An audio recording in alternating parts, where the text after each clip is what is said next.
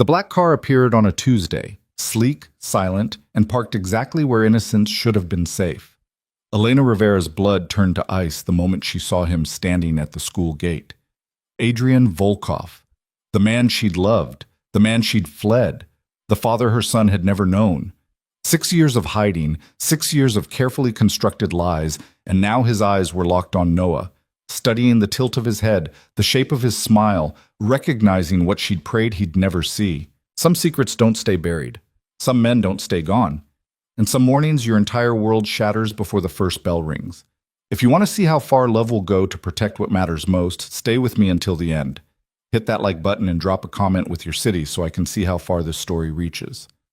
Now, let me take you back to where it all began. The alarm went off at 6:47 a.m., same as always. Elena Rivera's hand shot out from under the covers, silencing the insistent beeping before it could fully pierce the morning quiet. She lay there for exactly 30 seconds, a small luxury she allowed herself each day, staring at the ceiling of her modest apartment, mentally cataloging everything that needed to happen in the next hour and 13 minutes. Rise, shower, coffee, wake Noah, breakfast, backpack check, teeth, shoes, out the door by 8. The routine was sacred. The routine was survival. She pushed back the blankets and moved through the dim apartment with practiced efficiency, her bare feet silent on the worn hardwood floors.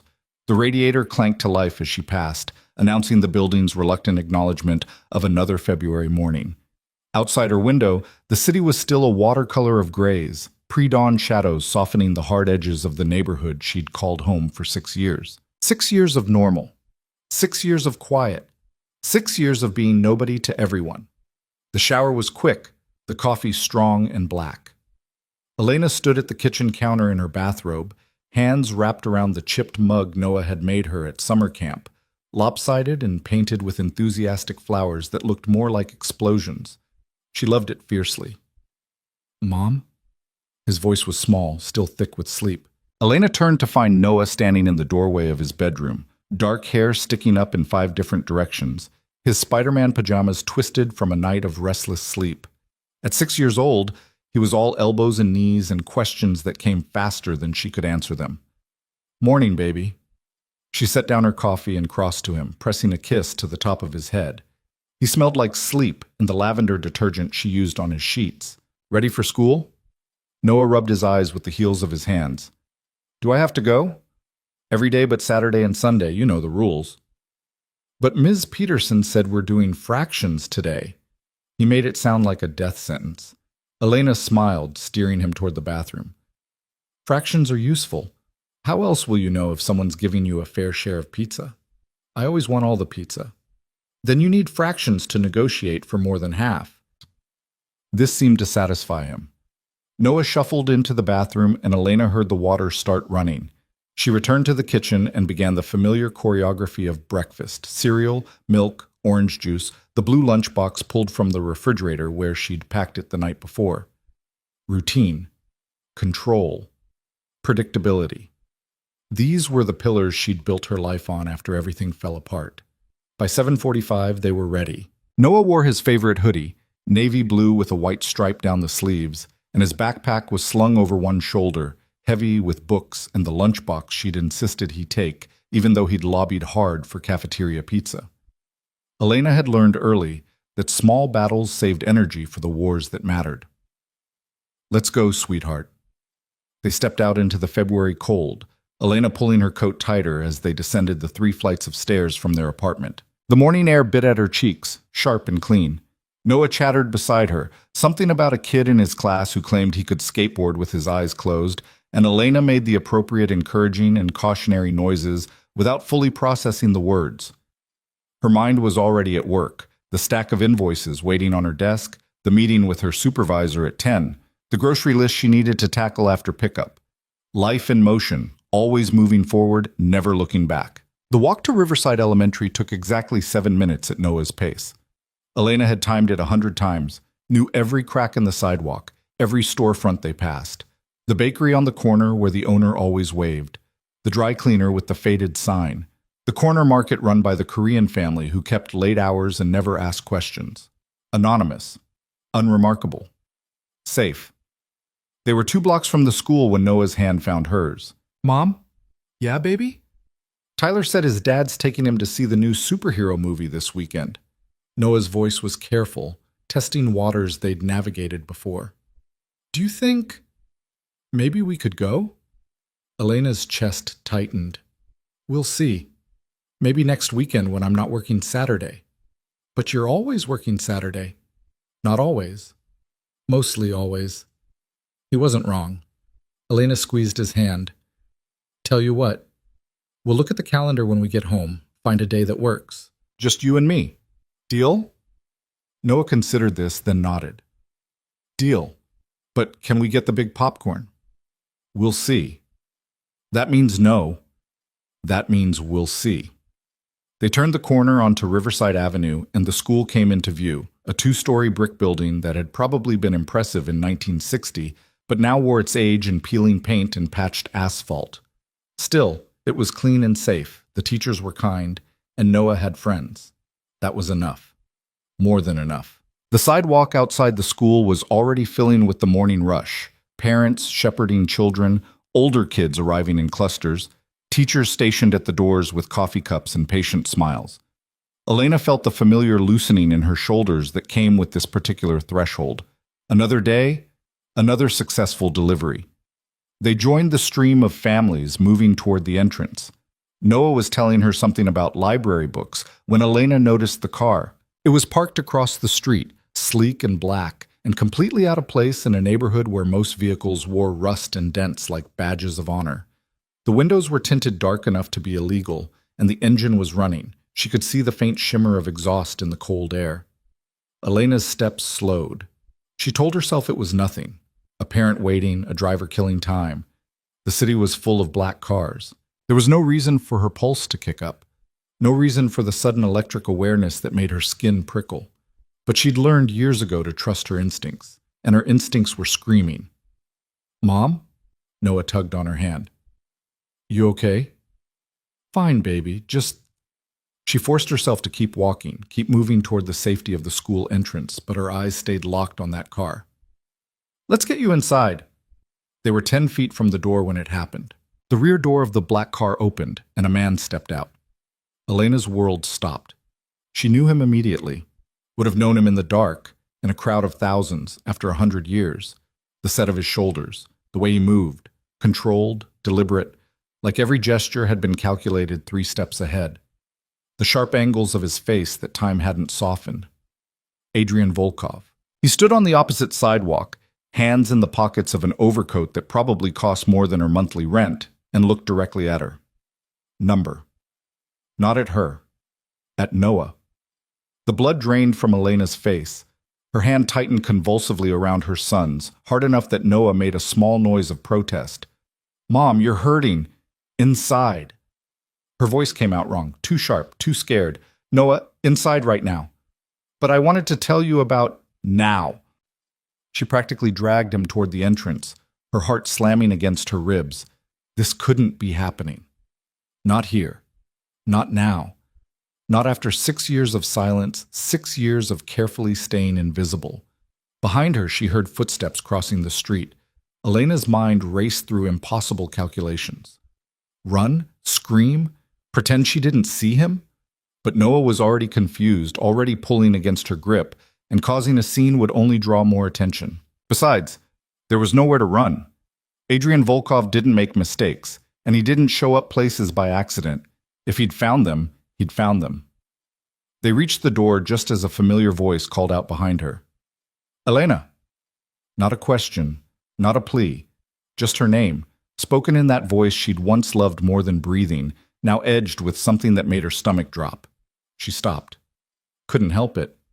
6 years, and that voice still had hooks in her. Slowly, Elena turned. Adrian had reached the sidewalk. He was 10 feet away, close enough that she could see the gray at his temples that hadn't been there before. The new lines around his eyes. But the eyes themselves, those were exactly the same. Dark and sharp, and capable of reading her like she was written in his native language. It's been a long time, Adrian said quietly. Noah had gone still beside her, sensing the shift in the air even if he didn't understand it. Elena could feel his confusion radiating up through their joined hands. You have the wrong person. Her voice was steady. Years of practice. I don't know you. Something flickered across Adrian's face. Surprise, maybe, or appreciation for the attempt. Don't do this. I said you have the wrong person. Elena took a half step back, positioning herself more firmly between Adrian and Noah. Please leave us alone, or I'll call the police. Elena, he said her name like it hurt. Look at me and tell me you really want to do this here. She did look at him then, really look, and the weight of everything they'd been to each other crashed over her like a wave. 7 years ago, she would have trusted this man with her life, had trusted him with her life more than once. Now she'd spent 6 years running from him. Mom? Noah's voice was small. Who is that man? The question hung in the cold air between them. Adrian's gaze dropped to Noah, and Elena watched his expression shift, watched him take in the details, the dark hair, the shape of the jaw, the way Noah stood with his weight on one foot, a mannerism that was pure unconscious mimicry. She saw the exact moment Adrian understood. His face went very still, the kind of still that preceded earthquakes. When he looked back at Elena, something blazed in his eyes that made her knees weak. How old is he? Adrian's voice was barely above a whisper, but it cut through the morning noise like a blade. That's none of your business. How? Old? Elena lifted her chin. 6. She watched him do the math, saw the fury and wonder and devastation cycle through his expression in the space of a heartbeat. Adrian took a step forward, and Elena's free hand shot up instinctively. Don't! He stopped, but his eyes never left Noah. What's his name? We're leaving. Elena turned, tried to guide Noah toward the door, but her son had planted his feet. Noah, the boy said, looking up at the stranger with open curiosity. I'm Noah. Who are you? Adrian's expression cracked, just for a second, before he schooled it back into something more neutral. I'm nobody, Elena cut in desperately. He's nobody, sweetheart. Come on, you're going to be late. But Mom, Noah, please. The principal, Mrs. Chen appeared in the doorway, her pleasant expression shifting to concern as she took in the scene. Is everything all right here? Fine, Elena said quickly, too quickly. Just running late. Come on, Noah. This time she didn't give him a choice. She scooped him up. He was getting too big for this, but adrenaline made him weightless and carried him toward the door. Noah squirmed in her arms, craning his neck to look back at Adrian. But who was that? Nobody important. The lie tasted like ash. Just someone I used to know. Mrs. Chen held the door open, her eyes sharp with questions Elena absolutely could not answer. She deposited Noah just inside the entrance, kneeling to meet his confused gaze. Have a good day at school, okay? I love you. Love you too, but... She kissed his forehead and stood, nodding to Mrs. Chen. Thank you. I'll pick him up at 3. Elena didn't wait for a response. She turned and walked back down the steps, forcing her legs to move at a normal pace when everything in her screamed to run. Adrian hadn't moved from his position on the sidewalk, but his driver had materialized from somewhere, a mountain of a man in a dark suit who watched the scene with professional detachment. She walked past them without looking, heading back the way she'd come. Elena, stop. Go to hell, Adrian. We need to talk. We needed to talk 6 years ago. She kept walking, faster now. Now we need nothing. His hand caught her elbow, gentle but immovable. I know that's my son. Elena yanked her arm free and whirled on him, months and years of fear and fury finally finding their voice. You know nothing. He looks exactly like I did at that age. Adrian's voice was low, urgent. Same eyes, same everything. Don't insult both of us by denying it. He's not yours. The math doesn't lie, Elena. 6 years old. You disappeared 7 years ago without a word, without a trace. I tore this city apart looking for you. You should have looked harder at why I left. Something in her tone made him pause. Adrian studied her face, and she watched his anger slowly shift into something more complicated. Why did you leave? Because staying would have killed me. The words came out harder than she'd intended. Killed us. Both of us. I would have protected you. That's what I was afraid of. Elena wrapped her arms around herself, suddenly freezing despite her coat. Your kind of protection comes with a body count, Adrian. I didn't want my child growing up in that world. So you just decided I had no right to know? The fury was back, hot and sharp. That I had no say? You made your choices a long time ago. Elena's voice cracked despite her best efforts. You chose that life. You chose that world. I chose differently for my son. Our son. No. She shook her head violently. Mine. I'm the one who carried him, who stayed up nights when he was sick, who held him when he had nightmares. I'm the one who's been there for every single moment of his life. You don't get to show up after 6 years and claim him. Adrian's jaw worked like he was physically restraining himself from saying something he couldn't take back. I would have been there, for all of it. If you'd given me the chance, I couldn't risk it. Couldn't risk what? Me loving my own child? Couldn't risk him becoming leverage. The truth burst out of her like a confession. Couldn't risk some rival using him to hurt you, to control you. Couldn't risk raising him in a world where people he loved might disappear in the middle of the night and never come back. The words hung between them, heavy with old grief. Adrian's expression shifted, and for a moment she saw the man she'd fallen in love with. The one who existed underneath all the power and violence. The one who'd held her like she was something precious. That's not who I am anymore, he said quietly. Elena laughed, but there was no humor in it. Men like you don't change, Adrian. They just get better at hiding what they are. You don't know what I know enough. She took a step back, needing distance. I know you need to leave. Stay away from me. Stay away from Noah. We don't exist to you anymore. We never did. Elena, I mean it. Her voice turned to steel. You show up again. I disappear. And this time you'll never find us. She turned and walked away, every muscle locked tight to keep from running. Behind her, she heard the driver say something in Russian, heard Adrian's sharp response. But neither of them followed. Elena made it 2 blocks before her legs gave out. She caught herself against a brick wall, breathing hard, her vision swimming with tears she refused to shed in public. Her phone was already in her hand, fingers shaking as she pulled up the contact she'd hoped never to use. It rang 3 times before a woman's voice answered, crisp and professional. Safe Passage Solutions, how can I help you? This is Sparrow. The code name felt ridiculous saying out loud, but protocol was protocol. I need immediate relocation assistance. A pause. Are you in immediate danger? Elena's voice caught. I don't know. Maybe. Someone from my past found me. Where are you now? 2 blocks from my son's school. We're not in danger right this second, but do you have somewhere safe you can go for the next few hours? Elena thought of her apartment, her job, the life she'd built. Yes. Go there. Stay off your normal patterns. I'll have someone contact you within 2 hours with next steps. The woman's voice softened slightly. You did the right thing calling, Sparrow. We'll take care of you. The line went dead. Elena stared at her phone, numb.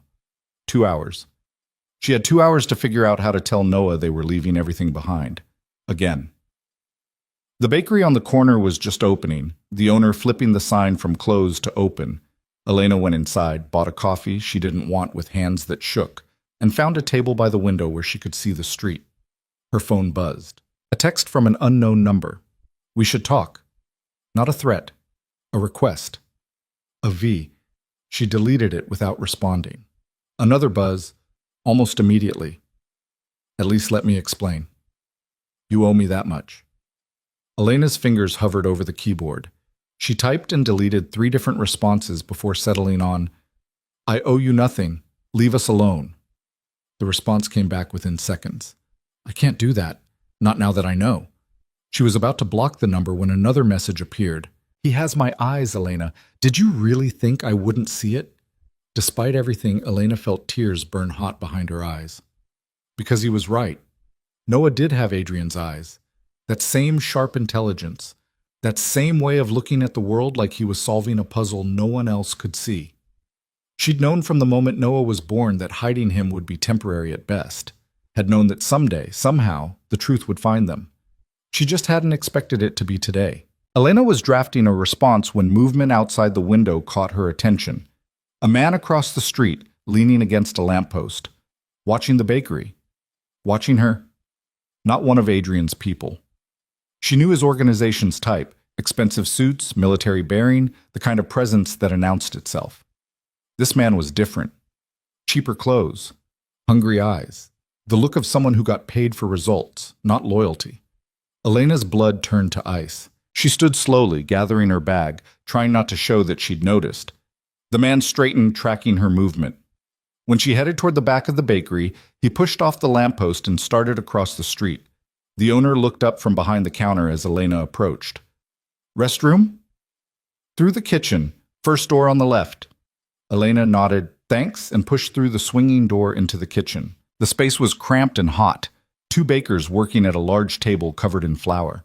They looked up in surprise as she passed, but she was already moving toward the back exit. She hit the alley at a run. Behind her, she heard shouting, the bakery owner, the man pursuing. Elena didn't slow down.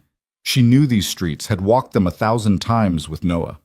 Knew which alleys connected, which dead-ended, where the cameras were. She cut left, then right, her breath coming in sharp gasps. Her phone was buzzing insistently in her pocket, but she didn't dare slow down to check it. The alley opened onto a side street.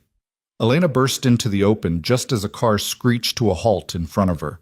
For one horrible second, she thought it was the man from the bakery, thought she'd run right into a trap. Then the passenger window rolled down, and Adrian's voice cut through her panic. "Get in. Are you insane? There's someone following you. I saw him on the cameras." Adrian's expression was granite. "Get in the car, Elena. Now." Behind her, she heard footsteps pounding closer. Elena's mind raced through impossible choices, landing on the least terrible option. She yanked open the door and threw herself into the back seat. The driver hit the gas before she'd even closed the door properly, the car surging forward with enough force to slam her back against the leather seat. Elena twisted to look out the rear window and saw the man from the bakery standing in the middle of the street, watching them disappear. "Who was that?" Adrian demanded. "I don't know." Elena was shaking, adrenaline making her dizzy. "I've never seen him before." "But he was following you." "Obviously." Adrian pulled out his phone, typed something rapid fire, then turned in his seat to look at her properly. "Are you hurt?" "I'm fine." "You're bleeding." Elena looked down and realized she'd scraped her palm on the brick wall when she'd caught herself. Blood welled in a thin line across her palm, bright against her skin. "It's nothing." Adrian reached into his jacket and pulled out a white handkerchief, pressing it into her hand. The gesture was so familiar, it hurt. He'd always carried them, always been prepared for the small emergencies that found them. Some things didn't change. "Where are we going?" Elena asked, pressing the fabric against her palm. "Somewhere safe while we figure out who that was." "I told you to leave us alone." "And I'm telling you that someone was tracking you who wasn't on my payroll." Adrian's voice hardened. "Which means someone else knows about Noah. Someone else has questions." The implication hit Elena like a physical blow. "No, that's impossible. I've been careful. So careful." "Careful doesn't matter if someone's looking hard enough." Adrian exchanged a glance with his driver. "Marcus, call Dimitri. I want a full workup on anyone who's been asking questions about Elena Rivera in the past 6 months. Check her building, her workplace, the school, everywhere." "On it, boss." Elena's mind was spinning. "This doesn't make sense. Nobody knows about my past. I changed my name, my whole identity. There's no paper trail connecting me to you." "There's always a trail if you know where to look." Adrian's phone buzzed. He glanced at it, frowned, typed a response. "And if that man was waiting outside the bakery you just happened to stop at, he's been watching you for a while." The thought made Elena's skin crawl. "How long have you been following me?" "Since last Tuesday."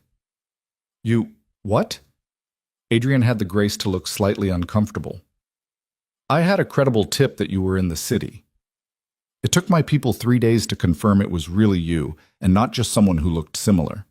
So you've been stalking me for a week. I've been trying to figure out the best way to approach you," Adrian corrected. "But when I saw the boy this morning," his voice caught. "I couldn't wait any longer." "You had no right." I had every right. The fury was back, sharp and immediate. That's my son, Elena. My blood. You don't get to just erase me from his life because you decided I wasn't good enough. I decided he deserved better than growing up in a war zone. I would have changed for him. The shout filled the car, making even Marcus flinch. Elena stared at Adrian, seeing the raw wound of 6 years' worth of absence and anger laid bare. You don't change, she said quietly. Men like you don't change. You're wrong. Adrian's voice dropped to something barely above a whisper. You have no idea what I've done to try to build something different, something clean. For 6 years, I've been working to legitimize every business, cut ties with every questionable connection, create something that could be... He trailed off, looking away. Something that could be worthy of you, if you ever came back.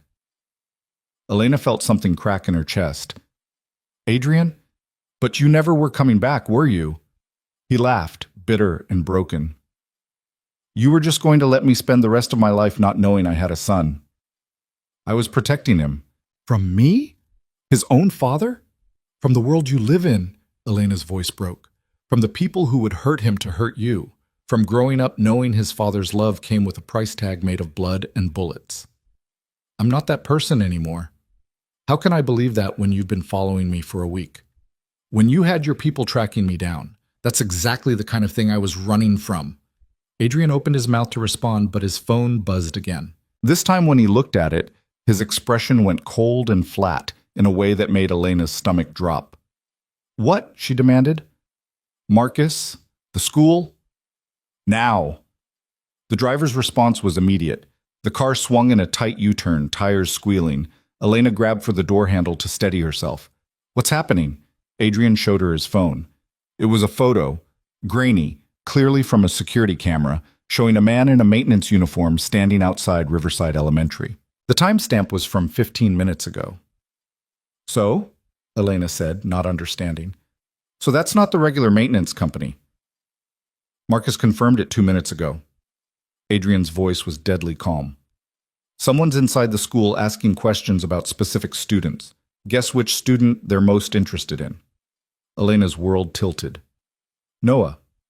We're 3 minutes out. I have people converging from 2 directions, but what? Adrian met her eyes, and she saw real fear there for the first time.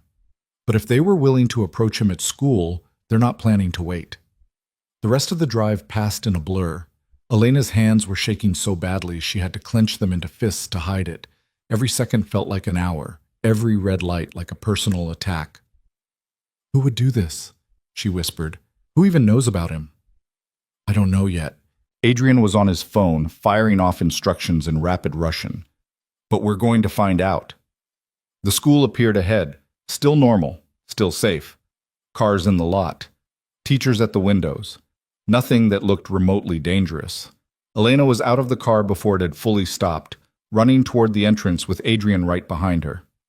The security guard, a friendly older man who usually waved Noah through, looked up in surprise as they burst into the lobby. Ma'am, is everything... Where's my son? Elena didn't slow down. Noah Rivera, 1st grade, Miss Peterson's class. The classrooms are still in session. I can't just...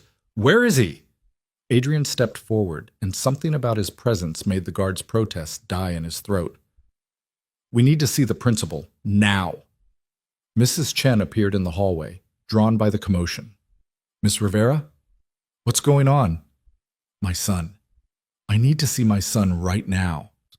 Is there some kind of emergency? Please?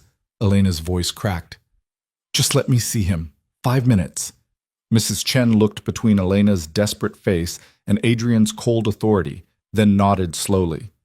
He's in the library with his class. Follow me. The walk down the hallway felt endless. Elena's heart was trying to pound its way out of her chest. Behind her, she heard Adrian speaking quietly into his phone, his words too low to make out. They turned the corner into the library, and Elena's knees nearly buckled with relief. Noah was there. Safe. Alive. Sitting cross-legged on the floor with 24 other first graders, listening to Ms. Peterson read from a picture book about dragons. He looked up as they entered, his expression shifting from confusion to delight. Mom, what are you doing here? Elena crossed to him, pulled him into her arms, and held on like she'd never let go. "Mom, you're squishing me," Noah said, but he hugged her back. Over his head, Elena met Adrian's eyes. He was standing in the doorway, watching them with an expression so complex she couldn't begin to parse it. Mrs. Chen cleared her throat gently. "Miss Rivera, perhaps we should talk in my office." Elena didn't want to let Noah go, but she forced herself to release him. "In a minute, baby. Mom just needed to check on something." "Is everything okay?" "Everything's fine." The lie came automatically. "Go back to your story." Noah looked skeptical. Too smart for his own good, just like his father, but returned to his spot on the floor. Ms. Peterson had paused in her reading, watching the scene with clear concern. In the hallway, Mrs. Chen's professional calm was starting to crack. "Would someone please tell me what's going on?" "Has anyone come to the school asking about Noah?" Adrian asked before Elena could respond. Who are you, exactly?" "Someone who needs to know if my son is in danger." The words came out flat and cold. Mrs. Chen's eyes went wide. "Your son? I was told Elena was—" "Single mother, yes," Elena cut in. "It's complicated. Please, has anyone been asking questions?" The principal hesitated, then nodded slowly. "A man came in about half an hour ago.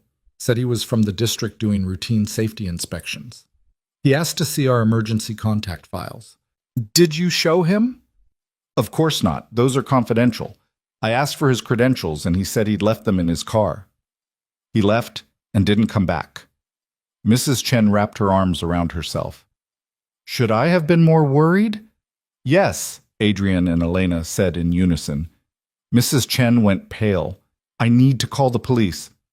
"Already done," Adrian said, which was news to Elena but not surprising. "They're on their way. In the meantime, I need you to lock down the school. Nobody in or out without proper ID." "I can't just—" "Someone tried to access confidential information about a 6-year-old child under false pretenses. You can, and you will." Adrian's voice left no room for argument. "Unless you'd prefer to explain to the parents why you didn't take a potential threat seriously."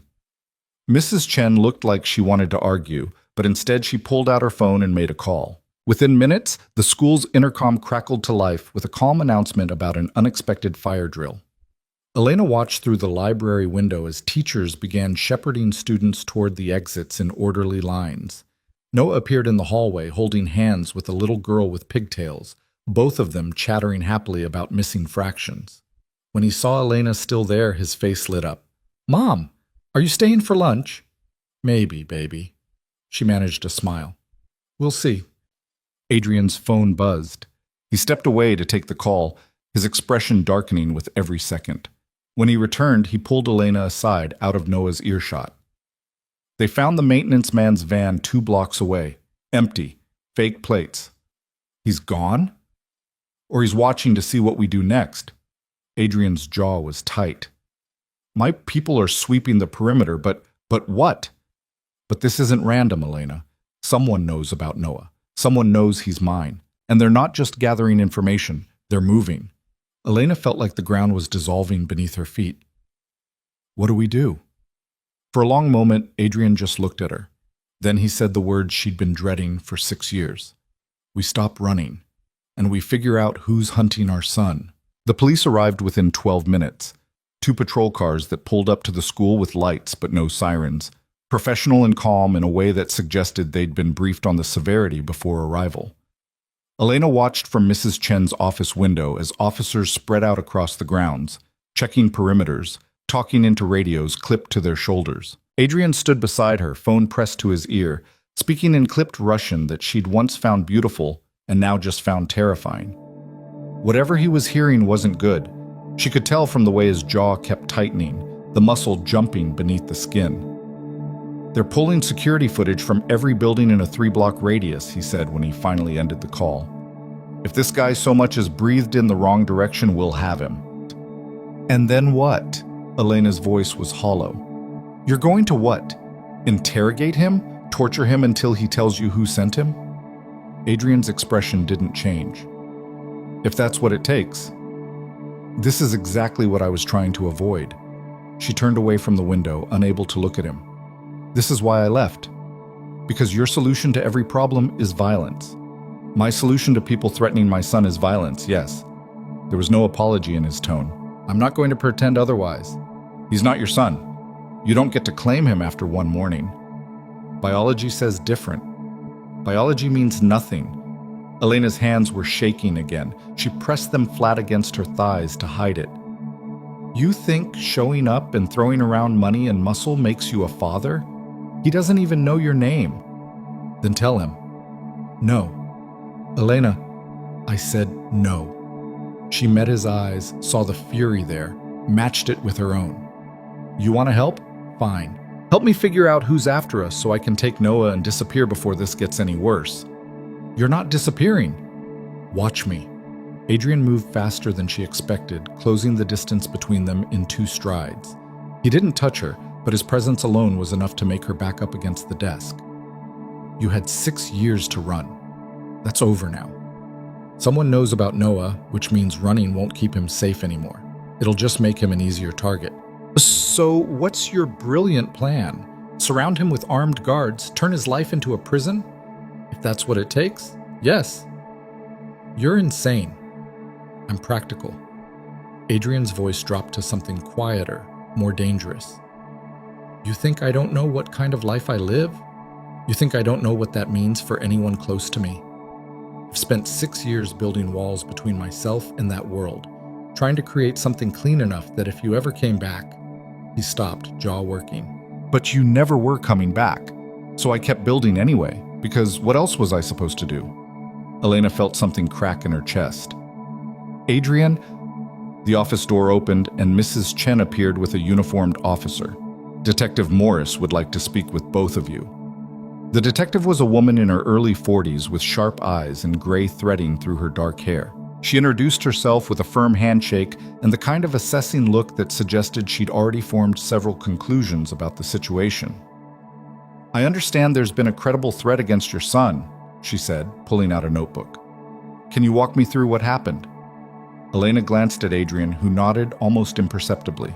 She took a breath and began with the man outside the bakery, the chase through the alley, stopping just short of explaining how she'd ended up in Adrian's car. Some details didn't need to be shared. Detective Morris wrote quickly, asking occasional clarifying questions. When Elena finished, the detective turned to Adrian. And you are? Adrian Volkov. I'm Noah's father. If the name meant anything to her, Morris didn't show it. Were you aware of the threat before this morning? I became aware my son existed this morning, Adrian said evenly. The threat assessment began immediately after. I see. Morris made a note. And you have private security conducting their own investigation? I have resources that can move faster than official channels, yes. Mr. Volkov, I need to be very clear about something. Morris closed her notebook and met his eyes directly.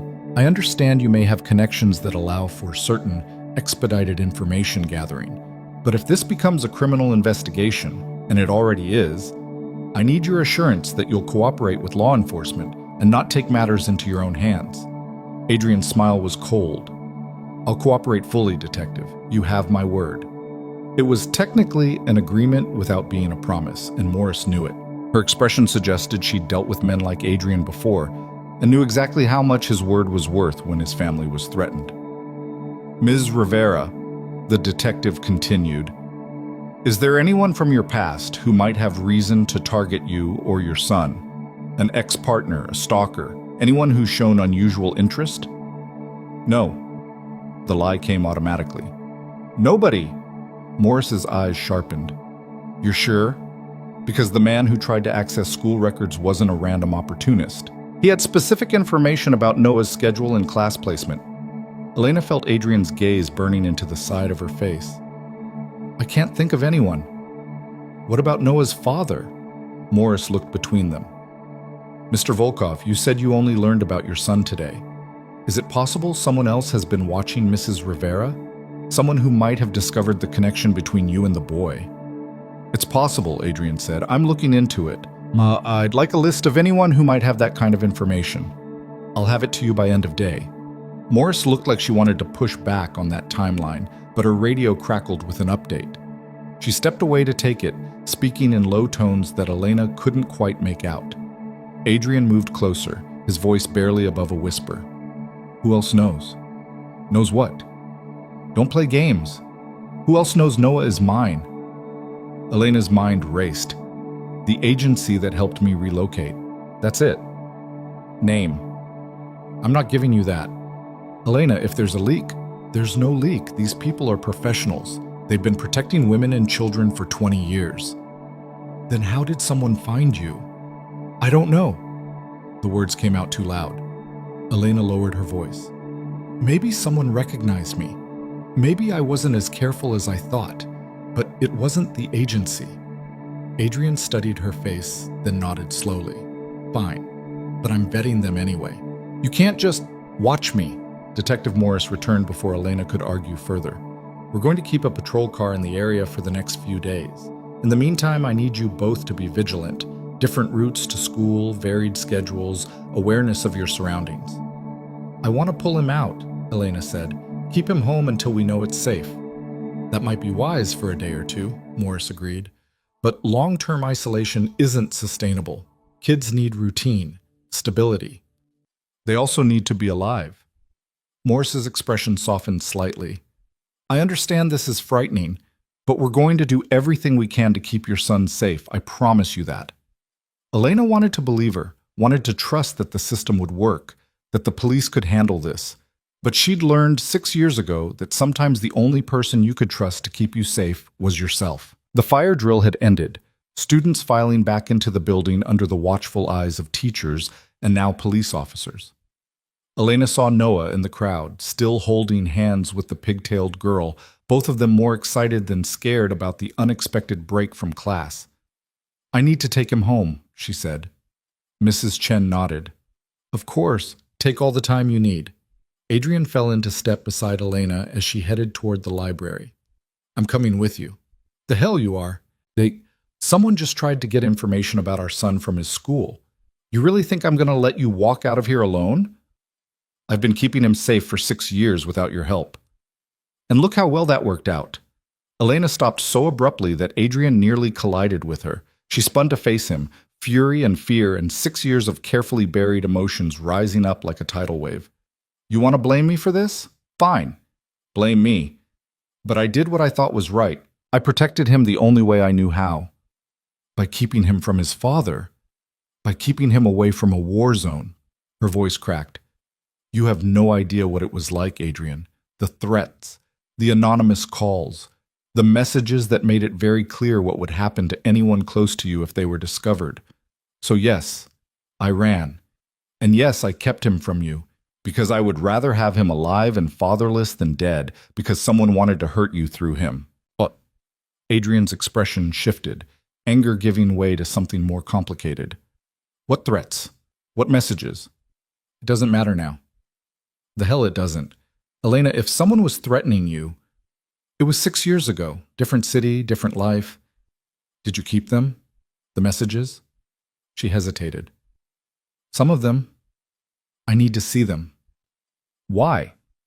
So you can track down people who probably don't even remember sending them? So you can start a war over ancient history?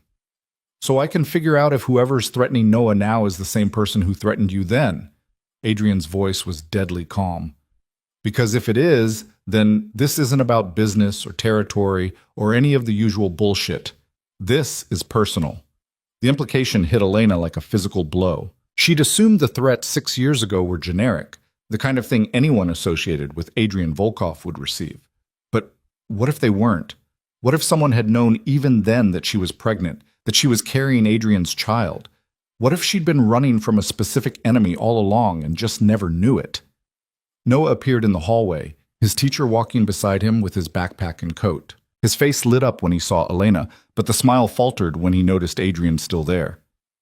Mom, what's happening? Ms. Peterson said I get to go home early. Elena forced brightness into her voice. That's right, baby. We're going to have a special day together. But it's Tuesday. You work on Tuesdays. Not today. Today, I'm all yours. Noah looked between Elena and Adrian, his 6-year-old brain clearly working to puzzle out the connection. Is he coming too? The question hung in the air. Elena opened her mouth to say no, but Adrian spoke first. If that's okay with you. Noah considered this with the seriousness of a Supreme Court justice. Do you know my mom? I do. We're old friends. Oh. Another long pause. Do you like pizza? Despite everything, Elena felt a hysterical laugh building in her chest. Of all the questions Noah could have asked, of all the ways this conversation could have gone, he'd landed on pizza. Adrian's expression softened in a way Elena had rarely seen. I love pizza. Then I guess you can come. Noah turned to Elena for confirmation. Right, Mom? What could she say? That the stranger was actually his father? That she'd spent 6 years lying about his existence? That people were hunting them and she had no idea why? Right, she heard herself say. He can come. They walked to her apartment in a strange procession. Elena holding Noah's hand, Adrian flanking them like a bodyguard, his driver Marcus following at a discreet distance in the black car. Other pedestrians gave them a wide berth, sensing something dangerous in the configuration, even if they couldn't name what. Noah chattered the whole way, telling Adrian about fractions and the Dragon Book and how Tyler's dad was taking him to see a superhero movie, but Mom said maybe next weekend. Adrian listened with an intensity that suggested he was memorizing every word, every inflection. What do you do? Noah asked suddenly. For work, I mean. Adrian hesitated. I help businesses run smoothly. Like a manager? Something like that. My mom does numbers for a company. She says it's boring but important. Your mom is very smart. Noah nodded seriously. The smartest. She helps me with homework even when it's hard. Elena felt Adrian's eyes on her but didn't look at him. Couldn't look at him. Because if she did, she'd see all the years he'd missed reflected in his face, and that would make everything so much harder. They reached her apartment building, a 5-story walk-up that had probably been nice in 1950 and now just barely qualified as maintained. The front door stuck, the hallway smelled like someone's questionable cooking, and the stairs creaked ominously under their feet. Elena watched Adrian take it all in and felt defensive anger rise in her throat. So it wasn't a penthouse. So the paint was peeling and the radiator clanked. It was clean and safe and hers. Third floor, she said curtly. They climbed in silence. Noah had finally stopped chattering, his energy flagging now that the excitement of an early dismissal was wearing off. By the time they reached her apartment, he was yawning. Elena unlocked the door and ushered them inside. The space was small but tidy. A living room that flowed into a kitchen, one bedroom for her, and a smaller one for Noah. A bathroom that had seen better decades. Nothing fancy, nothing expensive, but every inch of it had been chosen with care.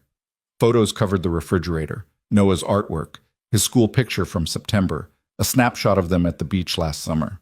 Evidence of a life fully lived, even if it had been built on lies. Adrian stopped in front of the refrigerator, studying the photos with an expression Elena couldn't read. I'm hungry, Noah announced, oblivious to the tension. Can I have a snack? Apple slices and peanut butter, Elena said automatically. Can I have cookies? After dinner. But apple slices, Noah. He sighed dramatically, but climbed onto a kitchen stool to watch her prepare the snack. Adrian stood awkwardly in the doorway, too large for the small space, clearly unsure what to do with himself. You can sit, Elena said without looking at him. He took the chair at the small dining table, his presence filling the room in a way that made it hard to breathe. Marcus had remained outside, stationed in the hallway or downstairs. Elena wasn't sure which. She set the plate of apple slices in front of Noah and poured him a glass of milk. The routine of it was soothing, familiar, normal in a morning that had been anything but. Mom? Noah's voice was small. Why did we leave school early? Really? Elena's hand stilled on the milk carton. There was just some confusion about schedules. Nothing to worry about. But the police were there.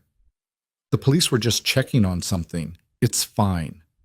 Noah looked at her with those two intelligent eyes, Adrian's eyes, and she knew he didn't believe her. But he was 6, and 6-year-olds eventually accepted the limits of what adults would tell them. Okay, he said, returning his attention to the apple slices.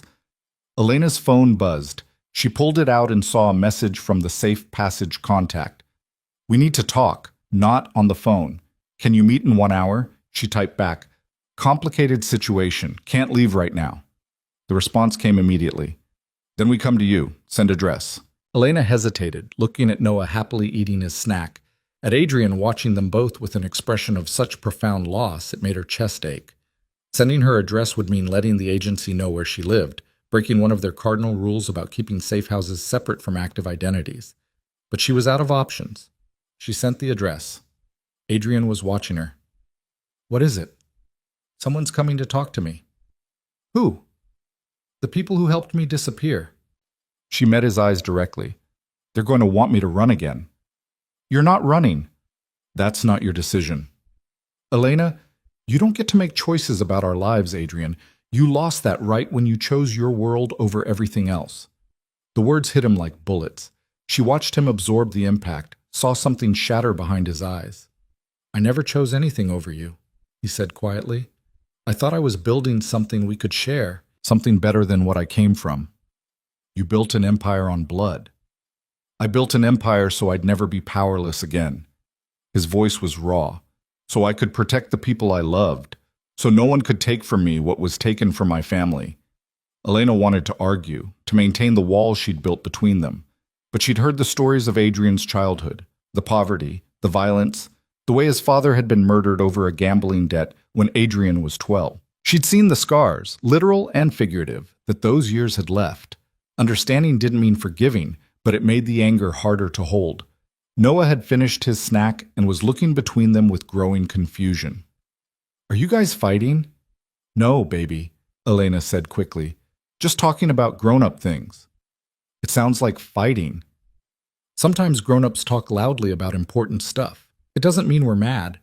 Noah didn't look convinced, but he slid off the stool. Can I watch TV? Half an hour, then homework. He raced to the living room and turned on the television, the sounds of a cartoon filling the small space. Elena watched him settle on the couch, his whole body relaxing into the familiar routine. He's beautiful, Adrian said softly.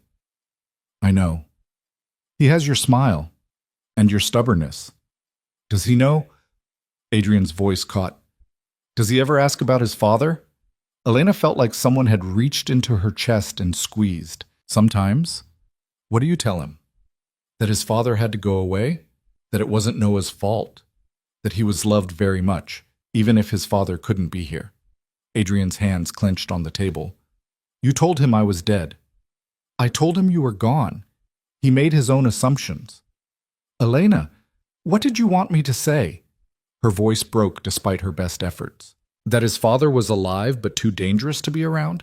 That I ran because I was terrified someone would kill our baby to hurt you? How do you explain that to a child? You could have trusted me to protect you both. I did trust you. That's why I left. She turned away, unable to look at him anymore. I trusted that you loved me enough to become the kind of man who would burn the world down to keep us safe. And I couldn't let Noah grow up in the ashes. The silence that followed was broken by a knock at the door. Elena's head snapped up. Too soon for the safe passage contact. Too quiet for the police. Adrian was on his feet instantly, positioning himself between the door and Noah. His hand moved to his waistband, checking for a weapon Elena very much hoped wasn't there. Another knock, louder this time. Ms. Rivera? A woman's voice, professional and calm. It's Detective Morris. I have some follow-up questions. Elena exhaled and moved to open the door. Morris stood in the hallway with another officer, her expression grave. Can we come in? Of course.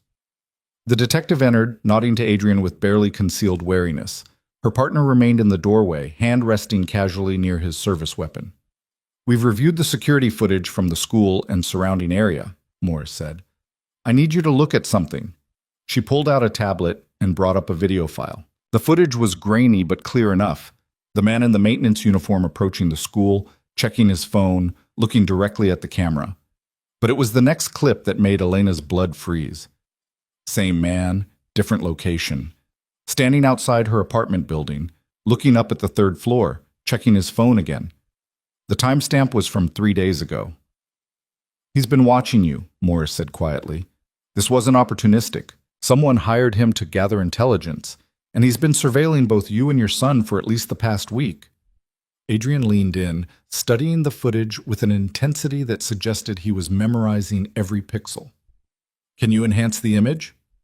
We're working on it, but I wanted you to see this, Ms. Rivera, because it changes the threat assessment. Morris's expression was grave. This isn't random. Someone is specifically targeting your family. And until we know who and why, you need to consider Noah at serious risk. Elena felt the room tilt. She reached for the counter to steady herself, and Adrian's hand was suddenly there, supporting her elbow. What do we do? She whispered. We keep you safe, Morris said. I can arrange for protective custody if… No! Adrian's voice cut through the room like a blade. They're coming with me. Mr. Volkov, I understand you want to help, but I have resources you don't. Security you can't provide. And unlike the state, I have a personal stake in keeping them alive. His eyes were cold and flat. They're coming with me. Today. Now. Morris looked like she wanted to argue, but something in Adrian's expression stopped her. I need to know where they'll be. For the investigation. You'll have a contact number, that's all. That's not how this works. That's exactly how this works. Adrian's voice dropped to something deadly quiet. Because whoever is hunting my son has already proven they can find him once. I'm not giving them a second chance. Elena wanted to argue, wanted to maintain some control over the situation, but the fear was overwhelming, drowning out everything else. Okay, she heard herself say. Okay. Both Morris and Adrian turned to look at her in surprise. We'll go with you, Elena continued, the words tasting like surrender. But I need to pack, and I need to talk to Noah. Adrian nodded. You have 15 minutes. 15 minutes felt like 15 seconds. Elena moved through her apartment in a daze, pulling clothes from drawers and stuffing them into the duffel bag she kept in the back of her closet. The one she'd sworn she'd never need again. Noah's favorite stuffed bear, his Spider-Man pajamas, the blue hoodie he wore until it needed washing, toothbrushes, the medication she kept for his occasional ear infections. She moved on autopilot, her hands knowing what to grab even as her mind struggled to process what was happening. In the living room, Noah was still watching cartoons, oblivious to the adults moving around him with grim efficiency. Adrian had positioned himself by the window, phone pressed to his ear, speaking in rapid Russian. Detective Morris stood near the door with her partner, watching everything with the careful attention of someone documenting details for a report. Elena's own phone buzzed. The safe passage contact. Outside your building. Can't come up. Police presence. What's happening? She typed quickly. Situation escalated. Going to safe location. Will contact when secure. With who? Elena, we need to know you're making the right choice. Elena looked at Adrian, at the rigid set of his shoulders, at the way his eyes constantly scanned the street below. She thought about the man who'd been watching her apartment for 3 days, about Noah's name being asked for at school, about how small and vulnerable her son looked curled up on that worn couch. With someone who has resources I don't. I'll be in touch. She silenced her phone before the response could come through. The bag was packed. Elena did a final sweep of the bathroom, grabbing the essentials she'd missed. When she returned to the living room, Adrian had ended his call and was watching her with an expression that made her chest tight. Ready? He asked. No. She set down the bag. But I need to talk to Noah first. Make it quick. Elena crossed to the couch and sat down beside her son. On the television, brightly colored characters were solving some problem with the power of friendship. She wished real life worked that way. Hey baby, I need to talk to you about something. Noah looked up, immediately reading the seriousness in her tone. What's wrong? Nothing's wrong exactly, but we need to go stay somewhere else for a little while. His eyes went wide. Are we moving again? The question hit her like a punch. He remembered. Of course he remembered. He'd been 4 when they'd relocated from the last city, old enough to notice the upheaval even if he hadn't understood the reasons. Not moving, Elena said carefully. Just staying somewhere safe while Mom figures some things out. Safe from what? She'd never lied to Noah about the big things. Had always believed he deserved truth, even when the truth was scary. But how did you explain to a 6-year-old that someone was hunting him for reasons he couldn't possibly understand? There are some people who might want to bother us, she said slowly. And I want to make sure they can't. So we're going to stay with Adrian for a bit. Noah glanced at Adrian, who had moved closer. The pizza guy? Despite everything, Elena felt a laugh bubble up. Yeah, the pizza guy. Is he your boyfriend? No, baby, he's... She looked at Adrian, saw him waiting for her answer with an intensity that suggested everything hinged on what she said next. He's someone very important, someone who cares about us and wants to help keep us safe. Noah considered this with his characteristic seriousness. For how long? I don't know yet. Maybe a few days, maybe a little longer. But what about school? You'll have some time off. And my friends? You'll see them again soon. I promise. Noah's lower lip trembled and Elena's heart cracked. I don't want to go. I like it here. I know you do, sweetheart. But sometimes we have to do things we don't want to because they keep us safe. She pulled him into her arms, holding him tight. And I promise, no matter where we go or how long we're gone, we're together, always. She felt Noah nod against her shoulder. When she released him, his eyes were shiny, but he wasn't crying. Brave boy. Her brave, strong boy who'd already been asked to adapt to more than any child should have to. Okay, Noah said quietly. But can I bring Mr. Bear? Already packed. And my books? Grab 3. That's all we have room for. Noah scrambled to his room and Elena heard him debating with himself about which books made the cut. She stood, wiping her own eyes before anyone could see, and found Adrian watching her with something like awe. You're good with him, he said quietly. I've had practice. Elena, don't. She held up a hand. Whatever you're about to say, just don't. Not right now. He nodded, accepting the boundary, even though she could see it cost him. Noah returned with his books, 2-chapter books about dragons and 1 picture book he'd long since memorized but refused to part with. Elena tucked them into the duffel bag and zipped it closed. Detective Morris stepped forward. I'll need contact information, and I'll want to check in daily. Adrian rattled off a phone number. That line is secure and monitored. Any communication goes through it. Morris didn't look happy, but she wrote it down. Ms. Rivera, I need you to understand something. By leaving with Mr. Volkov, you're making yourself harder to protect through official channels. If something happens, nothing's going to happen, Adrian interrupted. I guarantee it. You can't guarantee anything in a situation like this. Watch me. The two locked eyes, and Elena saw the detective weighing her options. Finally, Morris pulled out a business card and pressed it into Elena's hand. You call me if you need anything, day or night, and I mean anything. She lowered her voice. Including if you change your mind about this arrangement. Elena nodded, pocketing the card. Morris gave Adrian one last warning look before heading for the door, her partner following. The apartment felt suddenly too quiet. Marcus is bringing the car around back, Adrian said. There's a service entrance that'll let us avoid the front street. You already scoped out my building? I scoped it out a week ago. He had the grace to look slightly uncomfortable. Standard security protocol. Right, standard. Elena shouldered the duffel bag, then held out her hand to Noah. Ready, baby? He took her hand but looked uncertainly at Adrian. Where are we going? Somewhere safe, Adrian said, crouching down to Noah's eye level. Somewhere with good locks and people whose job is to make sure nobody bothers you. Like bodyguards? Exactly like bodyguards. Noah's eyes lit up with the first real excitement she'd seen since this nightmare began. Cool. They took the back stairs, Elena leading the way through the dim stairwell that smelled like mildew and someone's cooking. Adrian followed close behind, his presence a solid wall between them and any threat that might emerge from the shadows. The service entrance opened onto an alley where Marcus waited with the black car, engine running. He popped the trunk without a word, and Adrian deposited their bag before opening the rear door. After you. Elena climbed in, pulling Noah onto her lap, even though he was really too big for it now. She needed to feel the solid weight of him, needed the reassurance that he was here and whole and safe. Adrian slid in beside them, and Marcus pulled away from the curb with the smooth efficiency of someone who'd done this 1,000 times. Noah pressed his face to the window, watching the familiar streets of their neighborhood slip past. Mom, are we coming back? The question hung in the air. Elena looked at Adrian, saw her own uncertainty reflected in his expression. I don't know, baby. Maybe. But what about all our stuff? We'll figure it out.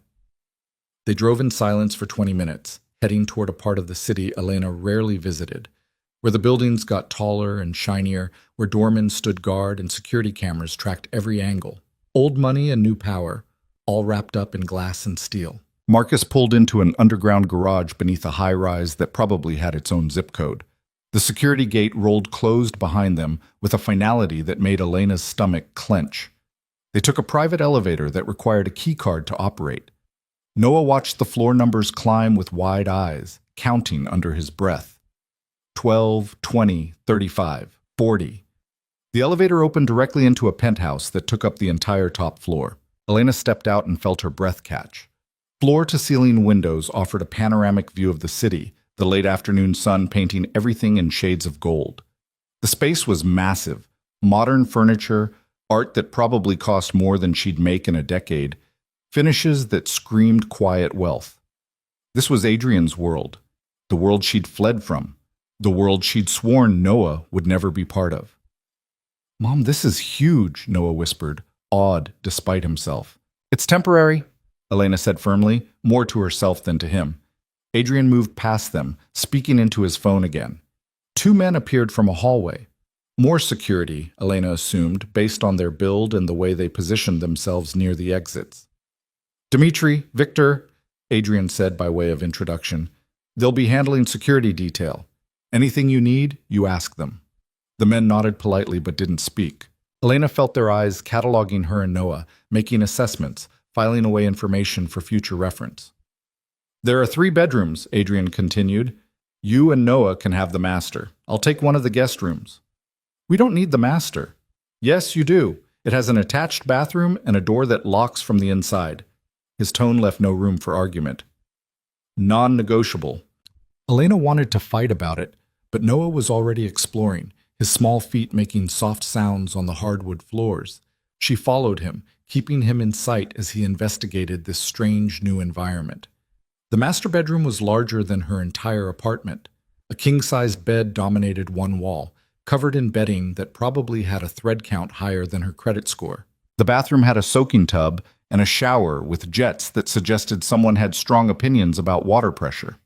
Noah found the window seat and climbed onto it, pressing his hands against the glass. "Mom, look! You can see everything!" She joined him, and he wasn't wrong. The city spread out below them like a living map, cars like toys, people like ants. From up here, the danger felt distant, abstract. But Elena knew better than to trust distance. Adrian appeared in the doorway. "I need to make some calls. Will you be all right for an hour?" "We're fine. There's food in the kitchen. Dimitri can help you find anything you need." "Adrian." She waited until he looked at her. "What happens next?" "Next, I figure out who's threatening my son, and I make sure they never threaten anyone again." The cold certainty in his voice should have frightened her. Instead, it was almost comforting. Because whatever else Adrian Volkov was, he was a man who kept his promises, especially the violent ones. He left, and Elena heard him speaking rapid-fire Russian in the hallway. Orders being given, plans being made, the machinery of his empire grinding into motion. "Mom?" Noah had abandoned the window seat and was now investigating the massive television mounted on the wall. "Can I watch cartoons?" "Sure, baby. Keep the volume low." She helped him find a channel he liked, then retreated to the window while he settled in. Outside, the sun was beginning to set, painting the sky in shades of orange and pink. Beautiful and terrible, like everything else about this day. Her phone buzzed. The safe passage contact again. "You need to reconsider. Going with him is dangerous." Elena stared at the message, then typed back. "More dangerous than staying visible? Volkov has enemies, you know this. Being under his protection makes you a target. I'm already a target. At least this way I have resources. Resources come with strings. You know what he is." Elena's fingers trembled as she typed her response. "He's Noah's father. That has to count for something." The reply took longer this time. Love doesn't always mean safety. Sometimes it means the opposite. She turned off her phone. In the living room, Adrian was still making calls, his voice carrying through the open space. She caught fragments, names she didn't recognize, places that might have been cities or might have been code, instructions that sounded like chess moves, positioning pieces for a game she only half understood.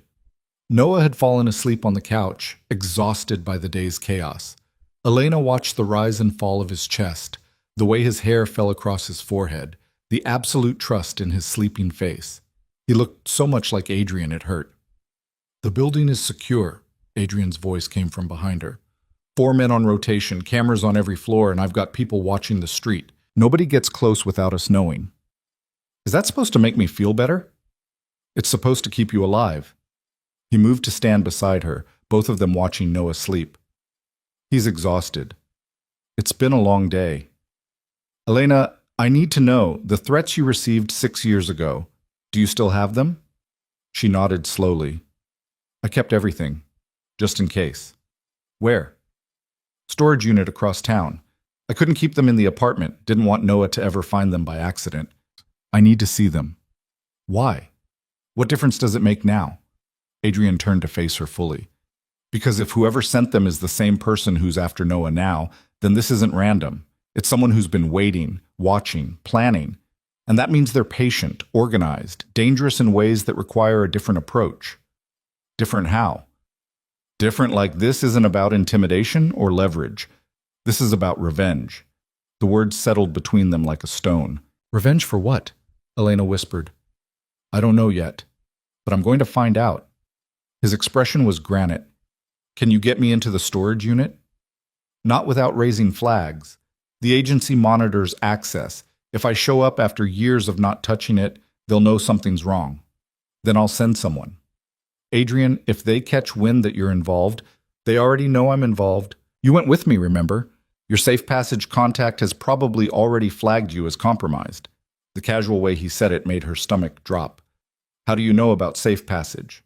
"Because I make it my business to know about every organization that helps people disappear, in case I ever needed to find someone." He didn't apologize for the admission. "Give me the address and the access code. I'll have the materials retrieved within 4 hours." Elena wanted to argue, to maintain some control over information she'd guarded for 6 years, but the surveillance footage of the man watching her apartment played on repeat in her mind. 3 days. He'd been watching them for 3 days, and she'd never noticed. She gave him the address. Adrian made a call, rattled off instructions in English this time for her benefit. When he hung up, he looked at Noah again. "Does he have nightmares?" The question caught her off guard. "Sometimes. Not often." "About what?" "The usual 6-year-old stuff. Monsters under the bed, getting lost. Sometimes he dreams about his father." She saw Adrian flinch. "He asks what you looked like. If you like the same things he likes. If you would have taught him to ride a bike." "What do you tell him?" "That you would have loved him more than anything in the world." Her voice cracked. "That the only reason you weren't there was because you couldn't be, not because you didn't want to be." Adrian's jaw worked. "You could have told him the truth." "He's 6, Adrian. The truth is that I ran because anonymous threats made it clear that loving you came with a death sentence. How do you explain that without destroying a child's sense of security?" "You tell him his father would have died to protect him." "That's exactly what I was afraid of." Elena turned away from the window, unable to look at either Adrian or Noah anymore. "I didn't want him growing up knowing his father died for him. That kind of weight destroys people. So instead, he grows up thinking he wasn't wanted. He knows he's wanted by me. That's enough." "It's not enough. It's never been enough." Adrian moved closer, and Elena could feel the heat of him, the familiar pull that 6 years of distance hadn't diminished. "You think you protected him by keeping us apart, but all you did was deprive him of half his family, half his history. I gave him a normal life. You gave him a partial life, and now someone's threatening even that." His voice dropped. "Tell me, Elena, was it worth it? All the running, all the lies? Are you safer now than you would have been if you'd stayed and let me protect you?" The question was a knife between her ribs. Because he was right, wasn't he? She'd spent 6 years looking over her shoulder, building a life on false names and forged documents, teaching Noah to be ready to run at a moment's notice. And in the end, someone had found them anyway. "I did what I thought was right," she said finally. "I know." The anger drained from Adrian's voice, leaving only exhaustion. "I know you did, but we're past that now. Someone knows about Noah, which means someone's been digging into my past, our past. And they're not just looking for leverage, They had 3 days to grab him from that school if that's all they wanted. This is about something else. Like what? Like making sure I know they can reach him. Like making me sweat. Like positioning pieces before they make their real move. He pulled out his phone, showing her a series of photos. These are screenshots from the surveillance footage. Different angles of the same man. Notice anything?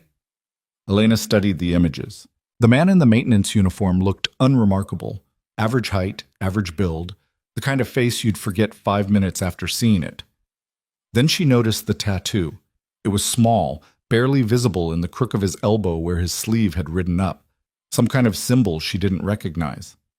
"What is that?" she asked. "Old Eastern European organized crime marker. Hasn't been used in active circulation in 15 years.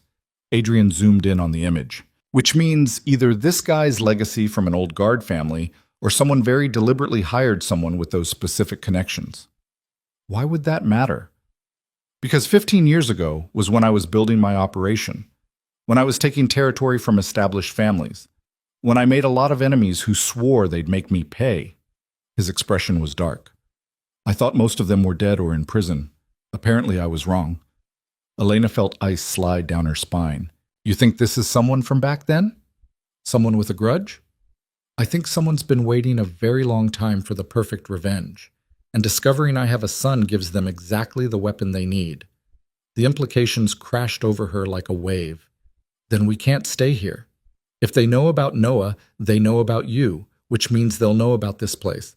This place is a fortress.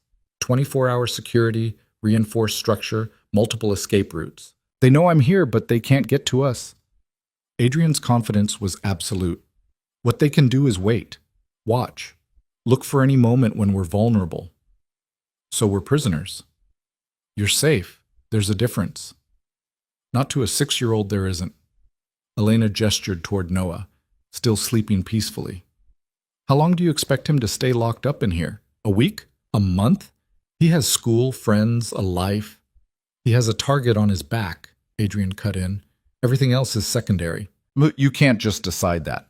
"I can and I am. Until I neutralize this threat, you both stay here where I can protect you." Elena wanted to argue, wanted to rage against the loss of autonomy, the sudden confinement. But the memory of that surveillance footage kept playing in her mind. The man watching her building, asking about Noah at school, waiting for the perfect moment to strike. She looked at her sleeping son and felt the fight drain out of her. "How long will it take?" she asked quietly. "To neutralize the threat?" "However long it takes." Adrian's voice was steel. "But I promise you this. Whoever is hunting our son will regret the day they decided he was an acceptable target." The sun had fully set now, the city lights creating a galaxy below them. Elena watched the traffic flow, people moving through their normal lives, completely unaware of the drama playing out 40 stories above them. Dmitri appeared in the doorway. "Sir, the package from the storage unit has arrived." Adrian straightened. "Bring it to my office." "Should I?" Dmitri glanced at Elena. "She comes too." Adrian looked at her. "You should see this. You need to understand what we're dealing with." Elena didn't want to leave Noah, but the couch was visible from Adrian's office, and Dmitri positioned himself where he could watch both spaces. She followed Adrian down a hallway lined with art she didn't have the education to appreciate. His office was exactly what she'd expected. Massive desk, leather chairs, windows that offered a view that probably cost $1 million per square foot. A sealed box sat on the desk, labeled with a storage company logo. Adrian opened it carefully, pulling out the contents Elena had hidden away 6 years ago. Printed emails, screenshots of text messages, a thumb drive containing voicemails she'd been too afraid to delete. He spread them across the desk methodically, reading each one with the careful attention of someone analyzing evidence. Elena watched him work, her stomach churning with remembered fear. She didn't need to read them again. Every word was burned into her memory. Your child will pay for his father's sins. Every child of the Volkov line will know suffering. You think you can hide?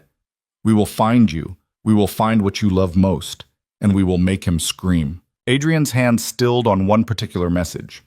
His expression went very, very still. What? Elena asked. He turned the paper toward her. It was a photo she'd forgotten was in the collection. a grainy image of her walking down a street taken from a distance. 6 months pregnant, hand on her belly, completely unaware she was being photographed. Written across the bottom in red ink. Soon. They knew, Adrian said quietly. Even before Noah was born, they knew you were carrying my child. How's that possible? We were careful. I didn't tell anyone. Someone was watching us, watching you. His voice was dangerously calm. And they've been patient, so patient, waiting for exactly the right moment to strike. Elena felt her legs go weak. She grabbed the edge of the desk for support. Then running didn't matter. They would have found us eventually anyway. Running bought you 6 years. 6 years where Noah got to be a normal kid, where he wasn't constantly looking over his shoulder. Adrian looked up at her, and the rage in his eyes was terrible to see. But you're right.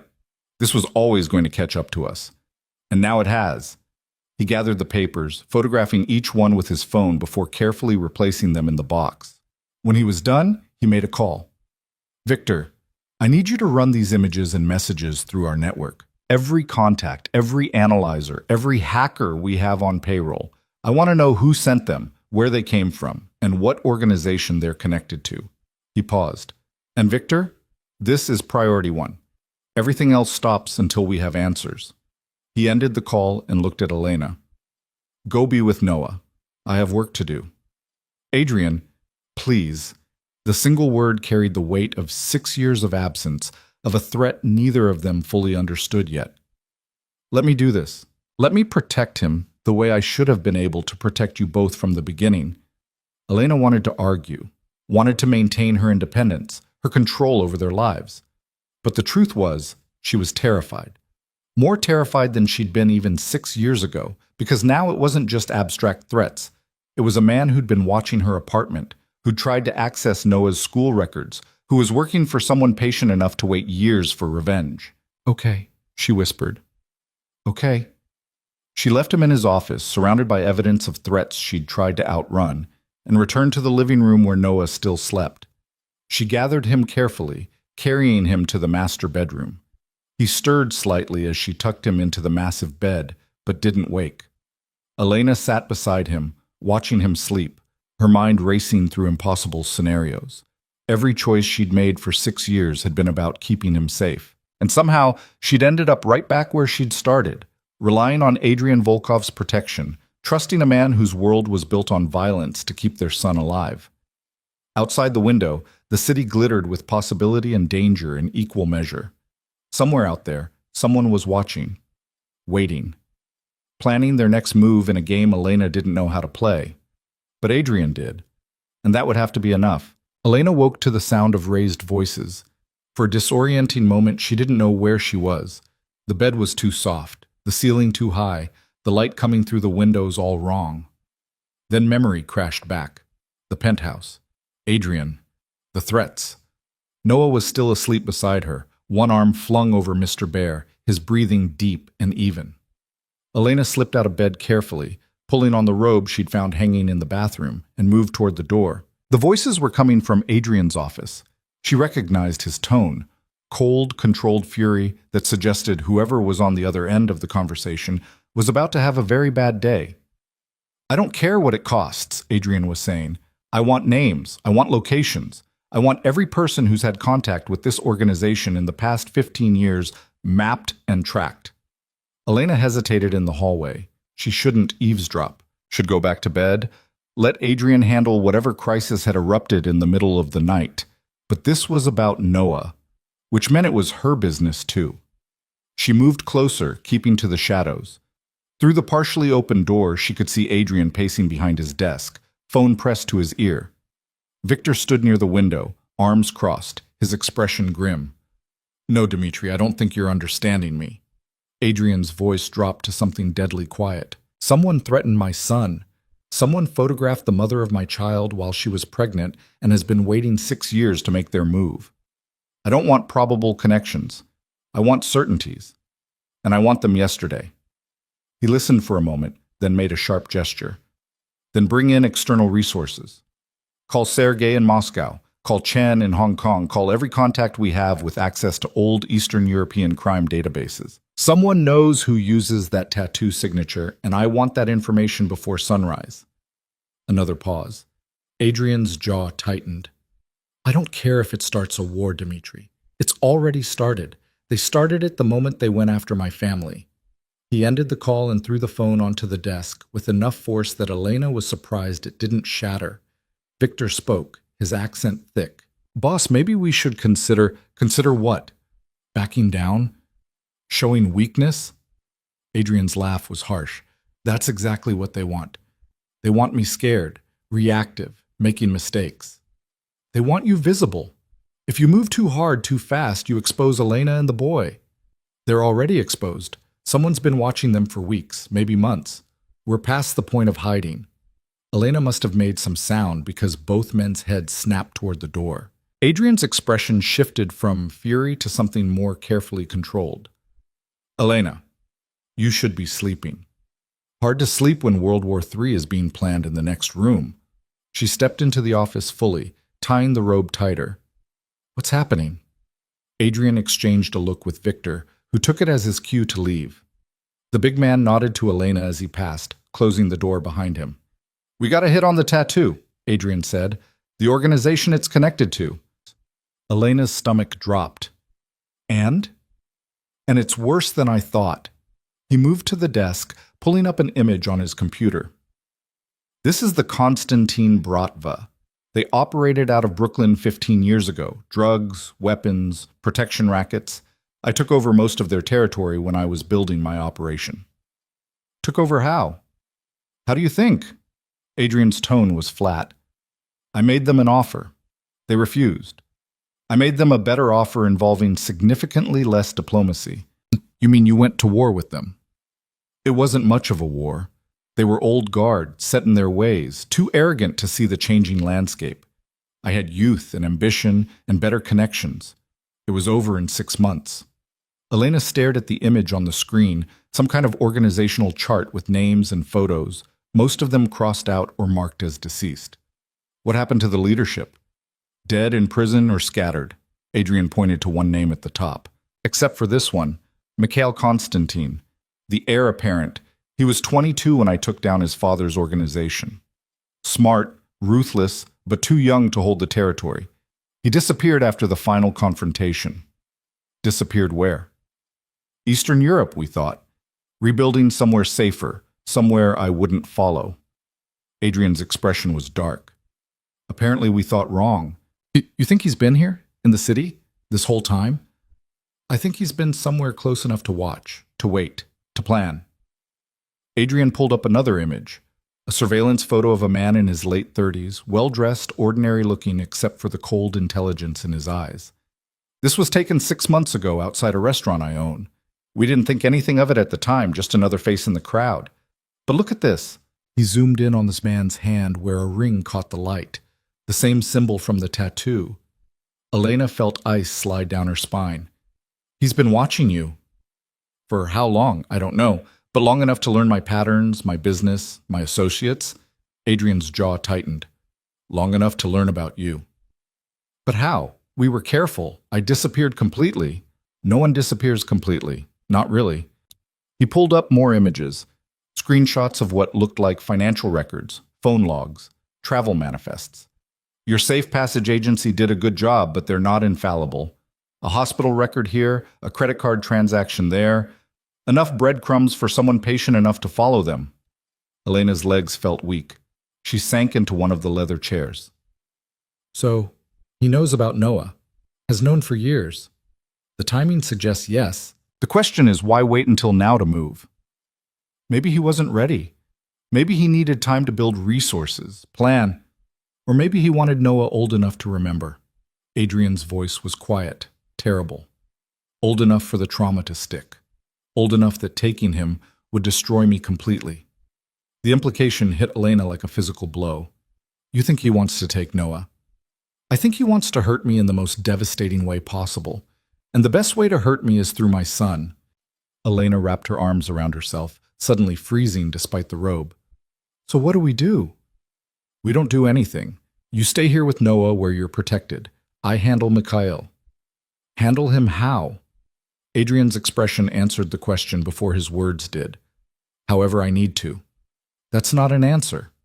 It's the only answer you're getting. He moved around the desk, and Elena saw the exhaustion in the lines around his eyes.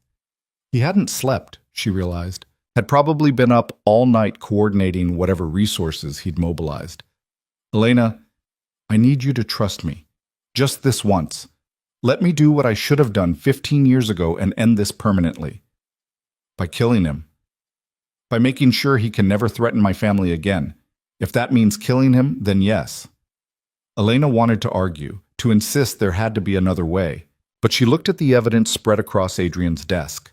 The threats, the surveillance photos, the patient stalking that had led someone to her doorstep, and the words died in her throat. I don't want Noah to grow up knowing his father's a killer, she said finally. I'd rather he grow up at all. Adrian's voice was rough.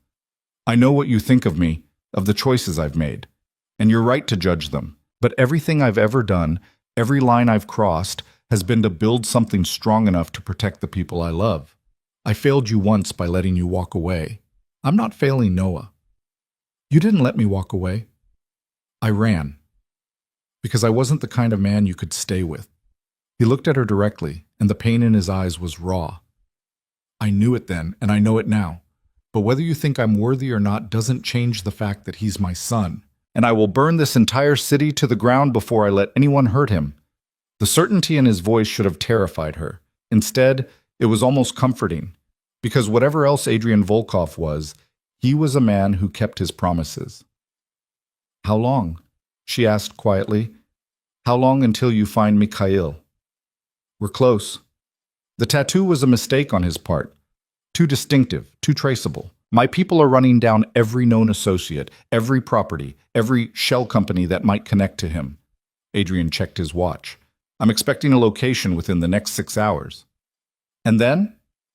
And then I make sure he understands that threatening my family was the last mistake he'll ever make. Elena stood, needing to move, to do something with the nervous energy coursing through her.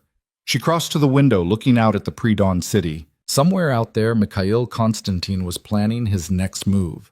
And somewhere in the master bedroom, Noah was sleeping peacefully, unaware that his existence had reignited a war 15 years in the making. I should have told you, she said quietly. When I found out I was pregnant, I should have trusted you enough to tell you. I wouldn't have let you leave. I know.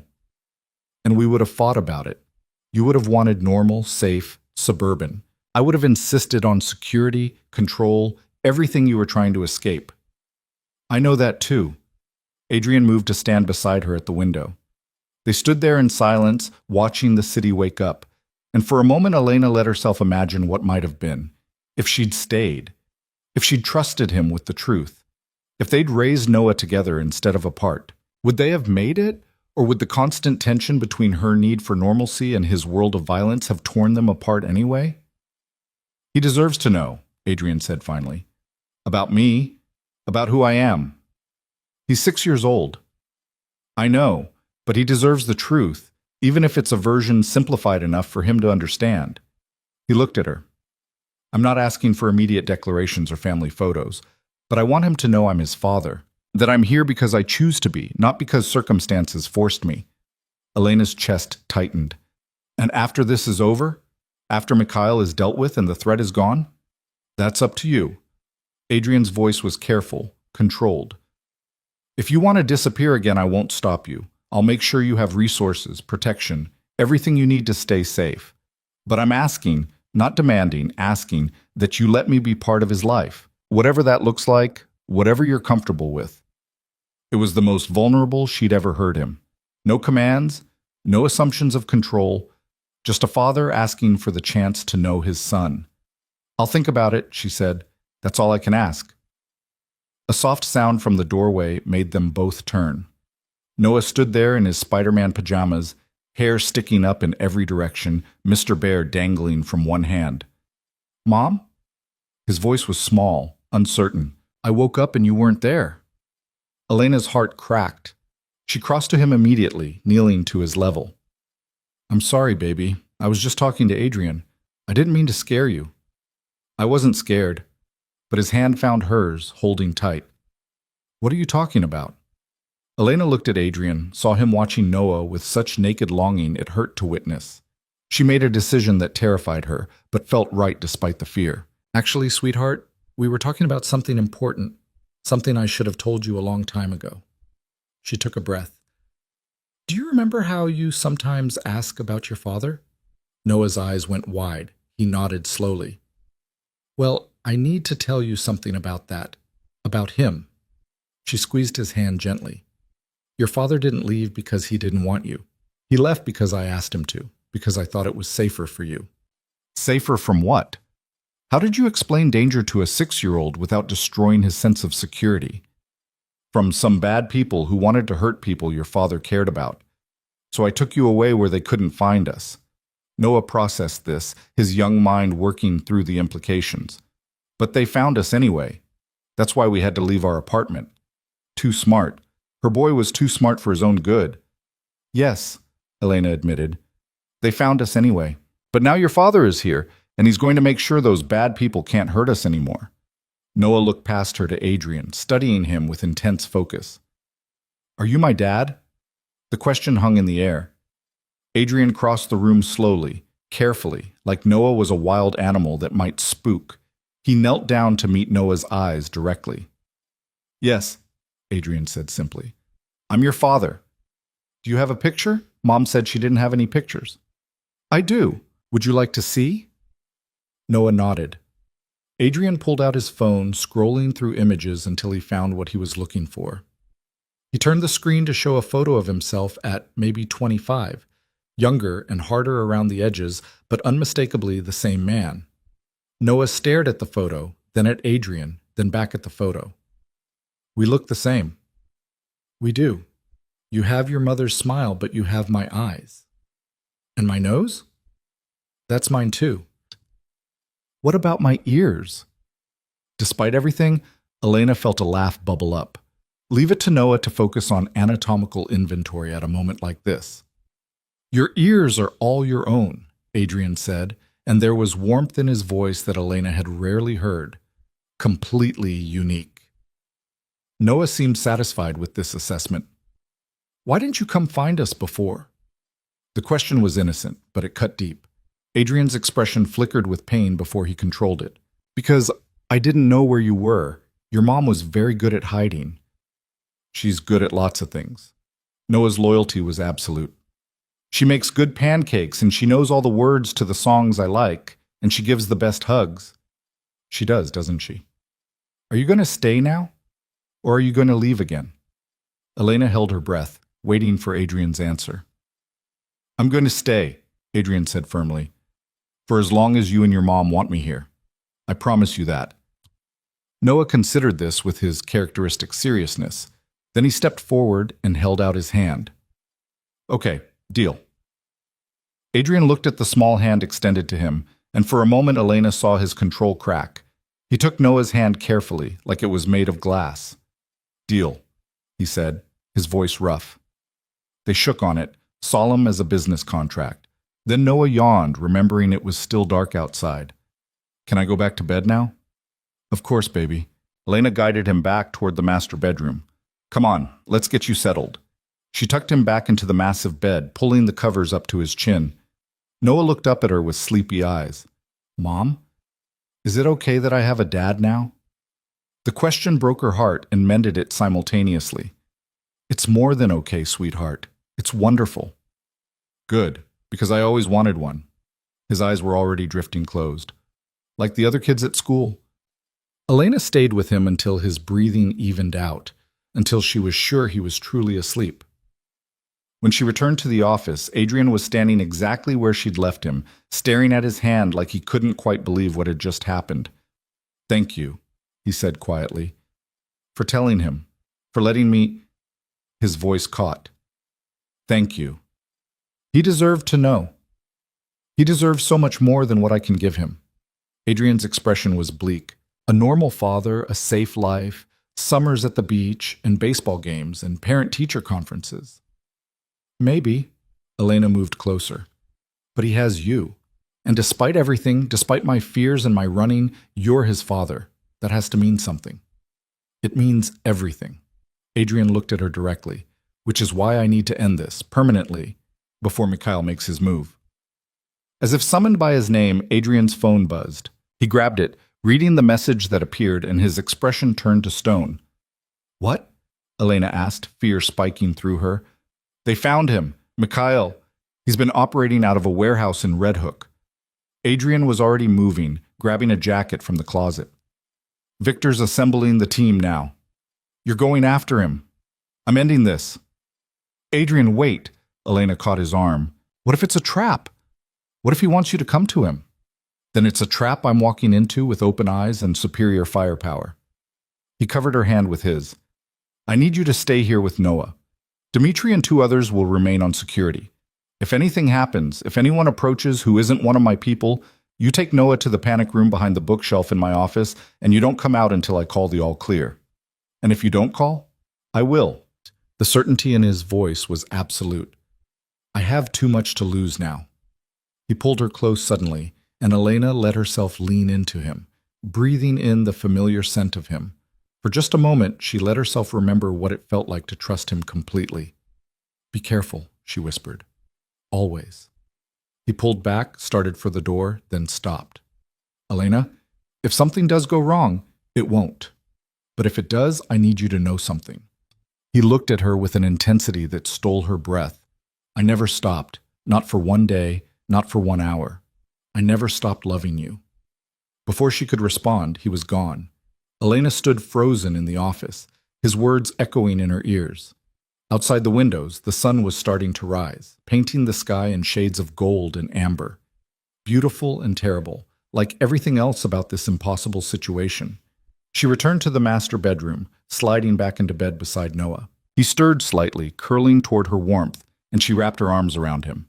Somewhere across the city, Adrian was driving toward a confrontation 15 years in the making, and all Elena could do was wait. The hours crawled by. Noah woke properly around 8, hungry and still processing the revelation that the man who'd come into their lives yesterday was actually his father. Elena made him breakfast in Adrian's state-of-the-art kitchen, fumbling with appliances that probably cost more than her car. Dmitri maintained his position near the entrance, professional and silent. Another guard, she thought his name was Pavel, monitored the security feeds from Adrian's office. A third man she hadn't met patrolled the perimeter. It all felt surreal. 24 hours ago, her biggest concern had been whether Noah would finish his homework. Now she was in a penthouse fortress, waiting to find out if the father of her child would survive a gang war. "Mom?" Noah looked up from his cereal. "Is Adrian coming back?" "Yes, baby. He just had some work to take care of." "What kind of work?" "Important business stuff." Noah seemed to accept this, returning his attention to his breakfast. But Elena caught him glancing at the door periodically, checking to see if Adrian had returned. Her phone buzzed. "Detective Morris. Need to check in. Are you and Noah safe?" Elena typed back, "Yes, secure location. Any updates on the investigation?" Following several leads. "Need to interview you again soon. When can you meet?" "Not sure. We'll contact you when situation stabilizes." There was a long pause before the response came. "Ms. Rivera, I need to be clear about something. If you're with Volkov and if he's planning to take matters into his own hands, you could be charged as an accessory. Think carefully about your next moves." Elena stared at the message, the implications settling like lead in her stomach. She was potentially making herself complicit in whatever Adrian was about to do. But what choice did she have? Let Noah remain vulnerable? Trust that the police could protect them from someone who'd been patient enough to stalk them for years? She turned off her phone without responding. The morning stretched into afternoon. Noah asked to watch TV, and Elena let him, anything to keep him occupied and calm. She tried to read, to focus on anything other than imagining what was happening in Red Hook. When her phone buzzed again, she nearly dropped it. But it wasn't Adrian. It was a number she didn't recognize. "Miss Rivera, we should talk about your son, about his future." MK Elena's blood turned to ice. MK Mikhail Konstantin. He had her number. Her hands shaking, she showed the message to Dmitri. His expression darkened immediately. and he was on his radio within seconds, speaking rapid Russian. Another message appeared. Such a beautiful boy. Smart too. I've been watching him walk to school every morning. He has his father's eyes. Elena felt bile rise in her throat. The question is, Ms. Rivera, does he have his father's capacity for violence? We'll find out soon enough. She was about to respond when Dmitri took the phone from her hands. Don't engage, he said firmly. He's trying to provoke a reaction. Boss needs to know about this immediately. Try calling Adrian. Already did. He's not answering. The words hit Elena like a physical blow. What do you mean he's not answering? His phone is either off or destroyed. Victor's isn't responding either. Dmitri's expression was grim. Which means they're either in the middle of the operation or what? He didn't answer, which was answer enough. Another message appeared on her phone, still in Dmitri's hand. Don't worry, when I take the boy, I'll make sure Adrian is alive to watch. That's the whole point, after all. Not to kill what he loves, but to make him watch it die slowly. Elena's legs gave out. She grabbed the counter for support, her vision swimming. He's going to take Noah, she whispered. He's not going to do anything. Dmitri's voice was hard. Because he'd have to go through all of us first, and that's not happening. But even as he said it, the lights went out. The penthouse plunged into darkness. Emergency lighting kicked in after a few seconds, bathing everything in an eerie red glow. Mom? Noah's voice was scared. What's happening? Elena ran to him, pulling him close. It's okay, baby. Just a power outage. Dmitri was already moving, pulling a weapon from his jacket. Pavel, status report. No response. Pavel? Silence. Then, from somewhere in the penthouse, the sound of breaking glass. Dmitri grabbed Elena's arm. Panic room. Now. What about... now? He practically dragged her toward Adrian's office. Noah clutched in her arms. Behind them, she heard footsteps. Voices. The sound of doors being kicked open. They made it to the office. Dmitri went straight to the bookshelf, pressing something that made it swing open to reveal a reinforced door behind. He punched in a code and the door hissed open. Inside. Don't come out for anyone except me or the boss. Dmitri? Go! Elena stumbled into the panic room, Noah crying against her shoulder. Dmitri slammed the door shut and she heard locks engaging. Heavy, mechanical, final. The room was small, maybe 8 by 10, lit by more emergency lighting. A bench along one wall. Shelves stocked with water and non-perishable food. A phone mounted to the wall, hardwired, she assumed, for exactly this kind of situation. Outside, she heard shouting, gunfire. The sounds of a fight Elena prayed Dmitri would win. Then silence. Terrible, absolute silence. Noah was sobbing now, terrified beyond words. Elena held him tight, her own fear threatening to overwhelm her. She reached for the phone with shaking hands. No dial tone. She tried again. Nothing. The line was dead, which meant they were alone. Trapped in a reinforced box while outside, someone hunted them. And somewhere across the city, if he was even still alive, Adrian had no idea his family was under attack. Elena counted her heartbeats in the darkness. 100, 200, each second stretching into eternity while Noah trembled against her chest, his sobs gradually quieting into hiccuping breaths. Shh, baby, she whispered, stroking his hair. We're safe in here. Nobody can get to us. But even as she said it, she heard sounds from outside the panic room. Footsteps. Methodical, unhurried. Someone was searching the penthouse room by room. Noah went rigid in her arms. Mom, I'm scared. I know, sweetheart. I know. Elena pulled him closer, her mind racing through impossible scenarios. The phone was dead. The door was locked from the inside, but how long would it hold against someone determined to break through? And where the hell was Dmitri? The footsteps grew closer. Elena heard the office door open, heard someone moving through Adrian's space with casual confidence. Then a voice, muffled through the reinforced walls but still audible. Ms. Rivera, I know you're in there. The panic room behind the bookshelf. Very predictable.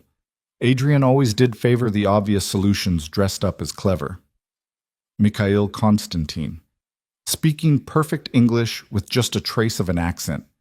Elena's hand flew to Noah's mouth, keeping him silent. He understood. his small body going still. "I'm not here to hurt you," Mikhail continued, and Elena could hear him moving closer to the bookshelf. "Or the boy. Despite what you might think, I'm not a monster who kills children." Elena didn't believe him for a second. "I'm here to make Adrian Volkov understand what he took from me 15 years ago. My father, my legacy, my future. He walked into our territory and burned it all to the ground." There was a sound like someone running their hand along the bookshelf. "So I'm going to return the favor. I'm going to take his son. Not to kill him. No, that would be too quick, too merciful. I'm going to raise him as my own. Teach him who his father really is. What kind of man builds an empire on the corpses of other people's families?" Noah whimpered against Elena's palm. She held him tighter, her own fear threatening to choke her. "You have a choice, Ms. Rivera," Mikhail said. "You can stay in there until my people cut through this door, and they will, eventually. All that reinforced steel just buys you time, not safety. Or you can come out now, and we can handle this like civilized people." Elena's eyes had adjusted to the dim emergency lighting. She scanned the panic room desperately, looking for anything that could help. The shelves held water, food, basic first aid supplies. No weapons. No way to communicate with the outside world. She was trapped. Then she noticed something she'd missed in her initial panic. A small grate near the floor, probably part of the ventilation system. Too small for her to fit through, but Noah... No. She couldn't. Wouldn't risk sending her son crawling through air ducts while armed men hunted them. "I'm going to count to 10, Mikhail said, his voice carrying a note of patience running thin. "If you don't open this door, I'm going to assume you've chosen the hard way. And Ms. Rivera, I should tell you, the hard way involves cutting power to the ventilation system. That room is airtight by design. You'll run out of breathable air in about 6 hours. The boy will go first. Children always do." The threat was delivered with such casual cruelty that Elena felt rage override her fear. She looked down at Noah, saw his terrified eyes watching her, trusting her to fix this.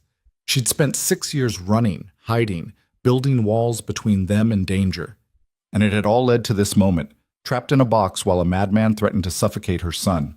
No more running. Elena set Noah carefully on the bench. "Baby, listen to me very carefully. I need you to be the bravest you've ever been. Can you do that?" He nodded, tears streaming down his face. "I'm going to talk to the man outside. Whatever happens, whatever you hear, you stay quiet, you stay hidden. And if anyone except me or Adrian comes through that door, you scream as loud as you can, understand?" "Mom, no." "Promise me, Noah." His voice was barely a whisper. "I promise." Elena kissed his forehead, breathing in the scent of him, memorizing it in case this was the last time. Then she stood and moved to the door. "I'm opening the door," she called out. "I'm unarmed. I'm coming out." "Excellent choice." Mikhail sounded pleased. "Hands where I can see them." Elena's hands shook as she entered the unlock code. The door hissed open. And she stepped out into the red emergency lighting of Adrian's office, hands raised. Mikhail Konstantin stood by the desk, and he looked nothing like the monster she'd imagined. Mid-30s, well-dressed in an expensive suit, attractive in a cold way. He could have been a banker or a lawyer or any other professional, except for his eyes. Those held the kind of emptiness that came from years of nursing hatred. 2 men flanked him, both armed. Elena recognized neither of them. "Where's Dmitri?" she asked. "Your bodyguard?" Mikhail smiled. "Alive. Unconscious, but alive. I told you, I'm not here to kill unnecessarily, just to take what belongs to me now." "Noah doesn't belong to you." "No, but he will. By the time I'm done, he'll understand that his father is a murderer who destroyed innocent families. He'll hate Adrian as much as I do." Mikhail took a step closer. "Where is the boy?" "Gone." "Really?" He didn't believe her. "You opened that panic room with no negotiation, no demands for safety? You expect me to believe you'd leave your son behind?" "I expect you to believe I'm his mother, and I'd do anything to protect him." Elena's voice was steady, despite the terror coursing through her. "Including sacrificing myself to buy him time." Mikhail studied her face, then nodded to one of his men. "Check the panic room." The man moved toward the still open door. Elena held her breath, praying Noah had understood, that he was hidden, that he'd stay quiet. The man disappeared inside. Seconds ticked by like hours. "Boss, he's not here." Mikhail's expression darkened. "Then where?"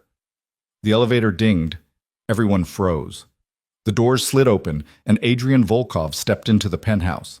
He looked like he'd walked through hell. His shirt was torn, blood stained his jacket, and there was a cut above his left eye. But he was alive, and the fury in his expression was terrifying to witness.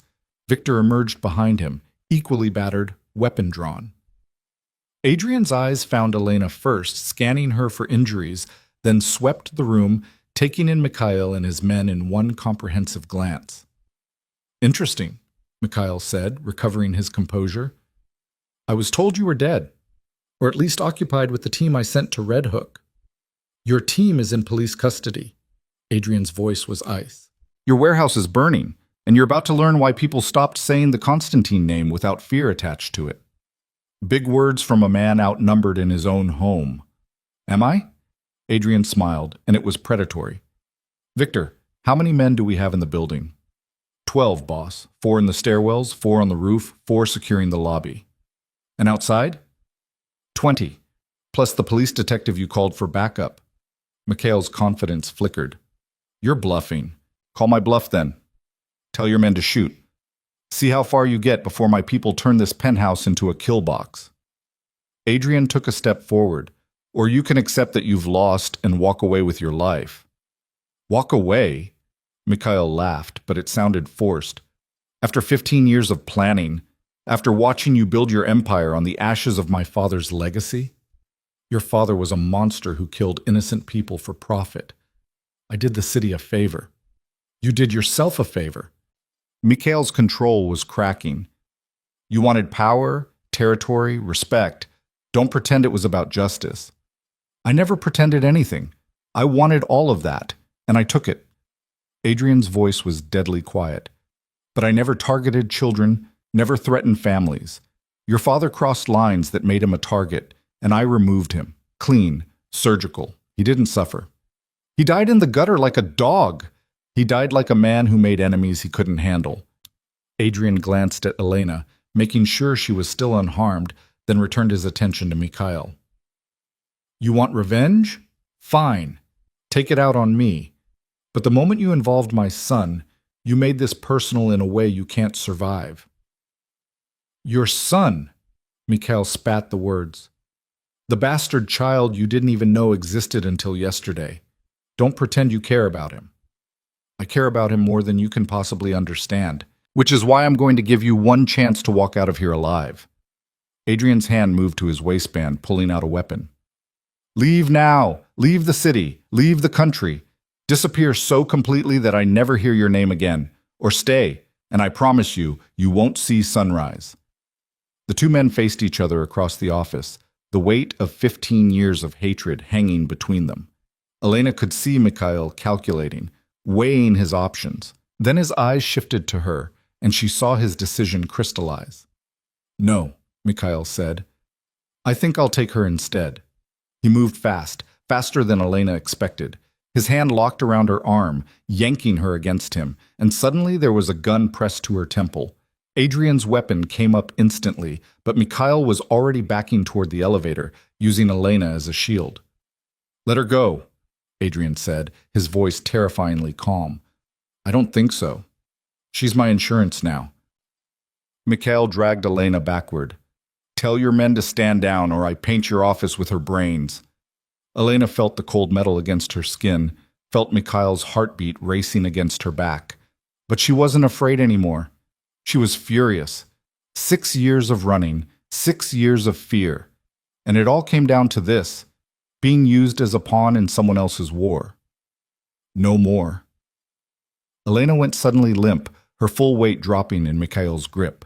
The unexpected move threw him off balance, and his gun shifted away from her head for just a second. It was all the opening Adrian needed. The shot was deafening in the enclosed space. Mikhail jerked backward, the gun falling from his hand. Elena scrambled away as he collapsed, clutching his shoulder where Adrian's bullet had struck. Mikhail's men raised their weapons, but Victor was faster. 2 shots, perfectly placed, and both men were down before they could fire. Adrian crossed to Mikhail in 3 strides, kicking the fallen gun away, his own weapon trained on the wounded man's head. "You should have walked away," Adrian said quietly. Elena pulled herself up, her ears ringing from the gunshots. She looked at Mikhail bleeding on the floor, at Adrian standing over him with cold judgment, and felt something fundamental shift inside her. This was who Adrian was, who he'd always been, a man capable of violence when necessary, delivered with surgical precision, and she couldn't deny anymore that part of her was grateful for it. "Adrian," her voice cut through the tension. "Noah, he's in the panic room." Adrian's head snapped toward her, all the coldness evaporating into pure fear. "Is he hurt?" "No, just scared. I told him to hide." He was moving before she finished speaking, holstering his weapon and disappearing into the panic room. Elena heard his voice, gentle and reassuring, coaxing Noah out of whatever hiding place he'd found. When they emerged, Noah was in Adrian's arms, face buried against his father's shoulder, small body shaking with residual terror. The sight of them together, her son and this dangerous man who'd proven today just how far he'd go to protect his family, made Elena's eyes burn with tears. Adrian carried Noah to where Elena stood, and the 3 of them came together in a way that felt inevitable, like this was always how it was supposed to be. The police arrived minutes later, led by Detective Morris, with a squad of officers who swept through the penthouse with professional efficiency. Mikhail and his men were taken into custody, paramedics treating Mikhail's shoulder wound before transporting him under armed guard. Morris took statements from everyone, her expression grave as she listened to Adrian's carefully edited version of events. Self-defense, protection of family, all technically true, even if the full story was considerably more complicated. "This is going to be a bureaucratic nightmare," Morris said, closing her notebook. "But given the circumstances, I don't see charges being filed against anyone except Konstantin and his associates." "What will happen to him?" Elena asked. "Attempted kidnapping, assault with a deadly weapon, conspiracy, breaking and entering." Morris counted on her fingers. "He'll be lucky to see daylight again before he's 50. And that's if federal prosecutors don't pick up the case for organized crime connections." It should have felt like victory. Instead, Elena just felt exhausted. The hours that followed blurred together. Dmitri was found unconscious in the hallway, taken to the hospital with a concussion, but expected to recover fully. Pavel and the 3rd guard had both been overpowered and restrained, alive but injured. The building's security had been compromised by someone on Mikhail's payroll, someone who'd be facing their own charges. By the time the police finished processing the scene, it was late afternoon. Noah had fallen asleep on the couch, finally succumbing to emotional exhaustion. Adrian sat beside him, one hand resting protectively on his son's back, as if reassuring himself Noah was real and safe. Elena watched them from across the room, her mind trying to process everything that had happened in the past 36 hours. Her entire world had been turned upside down, shaken apart, and reassembled into something she didn't quite recognize. "You should rest," Adrian said quietly, not looking away from Noah. "There's a guest room made up." "I'm not tired." "You're exhausted. I can see it from here." Elena crossed to them, sinking into the chair opposite the couch. "What happens now?" "Now?" Adrian finally looked at her. "Now you decide what you want, what you need, what's best for Noah. And you'll just accept whatever I decide?" "I'll accept that you know our son better than I do, that you've been making decisions for his welfare for 6 years, and you've done a remarkable job." Adrian's expression was open, vulnerable in a way she'd rarely seen. "I meant what I said before. I won't stop you if you want to leave, but I'm asking you to stay." "In the penthouse?" "In the city. In his life. In—" He stopped, seeming to reconsider his words. "Just stay. Please." Elena looked at Noah sleeping peacefully despite everything, then at Adrian watching them both with such careful hope. "I can't promise you a relationship," she said carefully. "I can't promise we'll be a family in any traditional sense. I'm not asking for promises. But I can promise that I won't keep him from you anymore. That you'll be part of his life." She took a breath. "That we'll figure this out together." Adrian's expression cracked, relief and something deeper flooding through. "That's all I want, all I've ever wanted. There will be rules, boundaries, things I'm not comfortable with. Whatever you need, name it. No violence around Noah. I don't care what business you're in or what conflicts arise, he doesn't see that side of your life. Adrian nodded. Agreed. And I want him in normal activities. School, sports, whatever he's interested in, not isolated in some fortress. We'll make it work. Security can be invisible. And therapy. Elena's voice was firm. For all of us. After what he's been through today, he's going to need help processing it. I'll have someone recommended by tomorrow. They sat in silence for a moment, the weight of the agreement settling between them. It wasn't perfect. It wasn't even close to what either of them might have wanted in an ideal world. But it was real, and it was possible, and it was more than Elena had thought she'd have 24 hours ago. Can I ask you something?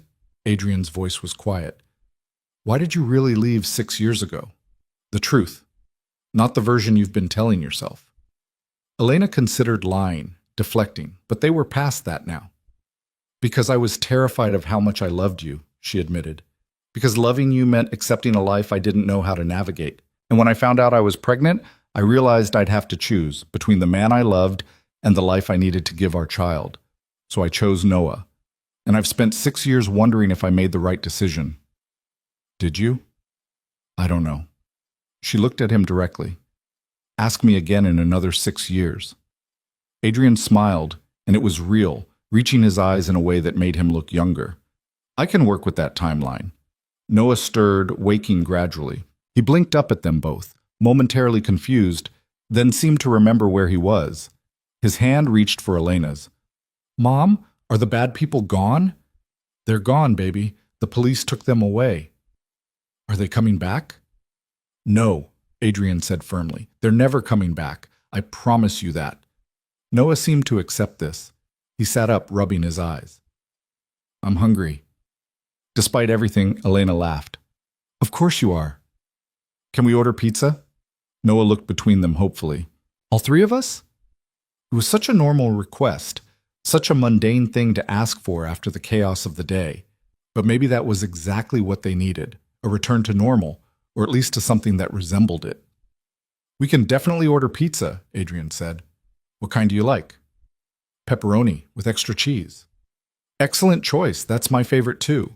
Really? Noah's face lit up. Mom likes mushrooms. It's weird. Very weird, Adrian agreed solemnly.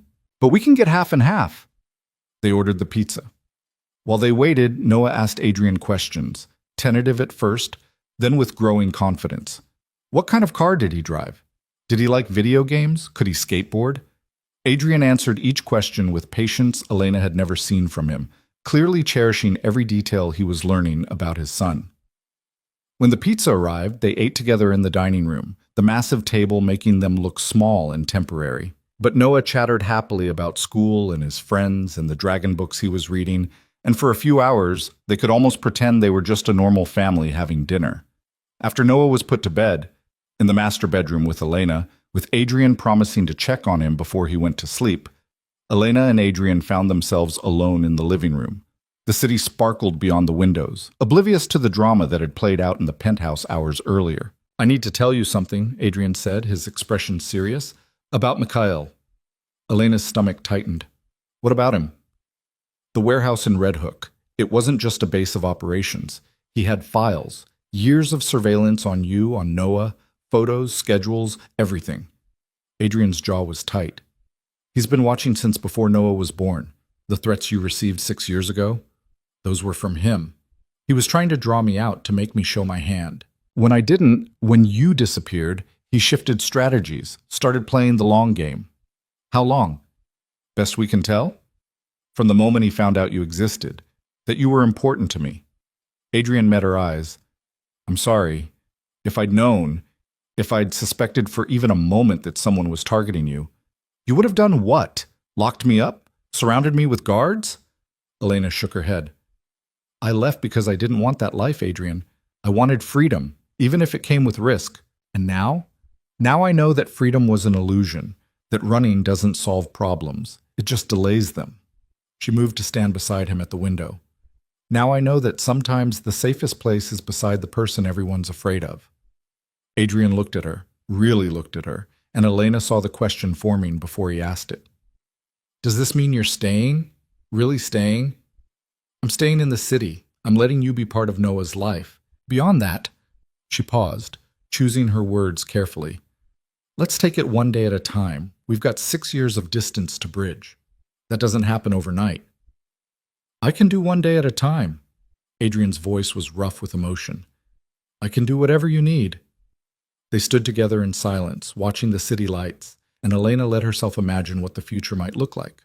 Not perfect, probably never perfect, but real, honest, built on truth instead of secrets. The next morning, Elena woke to find Noah already up, sitting at the dining table with Adrian. They were working on something together. She could see papers spread out, Noah's tongue sticking out in concentration the way it always did when he was focused. What's this? She asked, moving closer. Adrian's teaching me chess, Noah announced proudly. I already know how the pieces move. Elena looked at Adrian, who had the grace to appear slightly sheepish. He asked what I liked to do. Chess seemed safer than most of my actual hobbies. Smart choice. Elena poured herself coffee from the pot Adrian had already made. How's he doing? Natural talent, already thinking 2 moves ahead. That's my boy. They spent the morning in the penthouse, letting Noah adjust to the new normal. Adrian made phone calls, coordinating repairs to the damaged security systems, and checking in with Dmitri at the hospital. Elena contacted the school to arrange for Noah's homework to be sent over, explaining vaguely about a family emergency. By afternoon, Elena knew they needed to make a decision about the immediate future.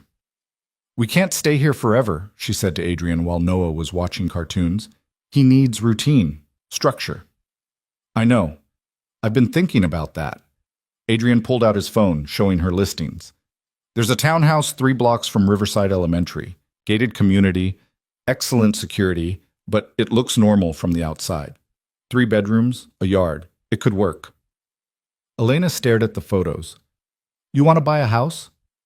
I want to give Noah stability, a home, a place that's his. Adrian's expression was uncertain. But only if you're comfortable with it.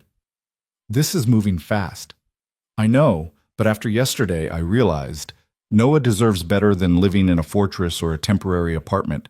He deserves a home, and I want to give him that. He paused. I want to give you both that. Elena thought about her old apartment with its creaking radiator and peeling paint. Thought about Noah asking when they'd stop running. Thought about the possibility of something permanent, something safe. Can we see it? She asked. They drove to the townhouse that afternoon, all 3 of them.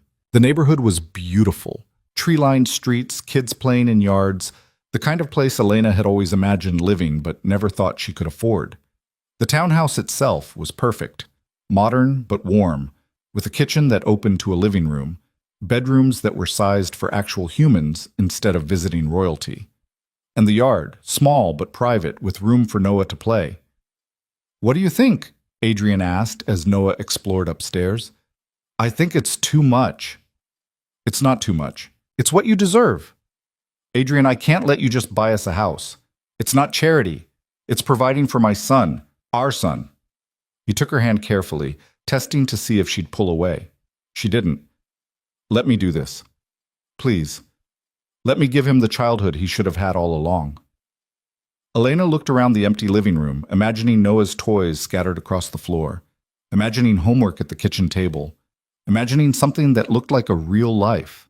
Okay, she said quietly. Okay. Noah's delighted shout came from upstairs. Mom, this room has a window seat. Can this be my room? Elena looked at Adrian, saw hope and fear and desperate love written across his face, and felt something in her chest finally loosen. Maybe they couldn't have what they'd once wanted. Maybe too much had happened. Too many years had passed. But they could have this, a home for their son, a chance to build something new from the wreckage of what they'd lost. It was a start. The paperwork was finalized within a week. Adrian's lawyers handled everything with efficiency that suggested they were used to making impossible things happen quickly. Elena packed up what little they had from the old apartment, donated most of it, started fresh. Noah started back at school, this time with invisible security that Adrian swore the boy would never notice. Teachers were briefed on a version of events that emphasized safety without revealing too much. Detective Morris closed her investigation with Mikhail and his associates, facing enough charges to ensure they'd never be a threat again. And slowly, carefully, They began to build a life. Adrian didn't move into the townhouse. That would have been too much too fast. But he was there most evenings. He learned Noah's homework routine, his favorite snacks, the particular way he liked his bedtime stories read. He showed up for the small moments that mattered, proving with action that he meant every promise he'd made. Elena watched them together and felt the walls she'd built begin to crumble. Not quickly, not completely. But piece by piece, day by day, she let herself believe that maybe this could work. 3 months after the attack, Elena stood in the kitchen of the townhouse making dinner while Noah and Adrian played chess in the living room. It was an ordinary evening, unremarkable in every way except that it existed at all. Adrian looked up and caught her watching. He smiled, and it was soft and genuine and filled with everything they'd never said out loud. Elena smiled back. Maybe love didn't always look like she'd thought it would. Maybe family came in forms she'd never expected. Maybe safety wasn't about hiding from danger, but about having someone willing to fight for you when it found you anyway. Maybe this, imperfect and complicated and built from the ruins of what they'd once lost, was exactly what they'd needed all along. That night, after Noah was asleep, after Adrian had checked on him one last time and was preparing to leave for his own apartment, Elena caught his arm at the door. "Stay," she said quietly. Adrian looked at her, surprise and hope warring in his expression. "Elena, just tonight, just stay." So he did. And when Elena woke the next morning to find Adrian and Noah making breakfast together, Noah chattering about a project for school while Adrian listened with complete attention, she knew they were going to be okay. Not perfect, not without challenges, but together. Finally, impossibly, together. 6 months later, on a sunny Saturday morning, Elena stood at the gate of Riverside Elementary and watched Noah run to meet his friends. He turned back once, waving at both her and Adrian standing side by side, then disappeared through the doors. "First baseball game is next week," Adrian said. "I cleared my schedule." "You don't have to come to everything." "I want to come to everything. I've got 6 years to make up for." Elena leaned against him slightly, and he wrapped an arm around her shoulders. It felt natural now, this closeness they'd rebuilt molecule by molecule. "Thank you," she said quietly. "For what?" "For not giving up, for finding us, for proving that people can change." Adrian kissed the top of her head. "You gave me a reason to change. That makes all the difference." They walked back to the townhouse together, hands linked, and Elena realized she'd stopped looking over her shoulder, stopped waiting for the other shoe to drop, stopped running. Because she'd finally found what she'd been looking for all along. Not safety through distance, but safety through connection. Not protection through walls, but protection through love fierce enough to fight for what mattered. She'd built a life worth staying for. And Noah, brilliant, brave, beautiful Noah, had a father who showed up, who kept promises, who loved him enough to become the kind of man worthy of that love. It wasn't the ending Elena had imagined 6 years ago when she'd fled into the night with a secret growing inside her. It was better, because it was real. It was earned, and it was theirs. The gate where fear had once returned had become the place where, every morning, Elena stopped running and started living instead. And that made all the difference.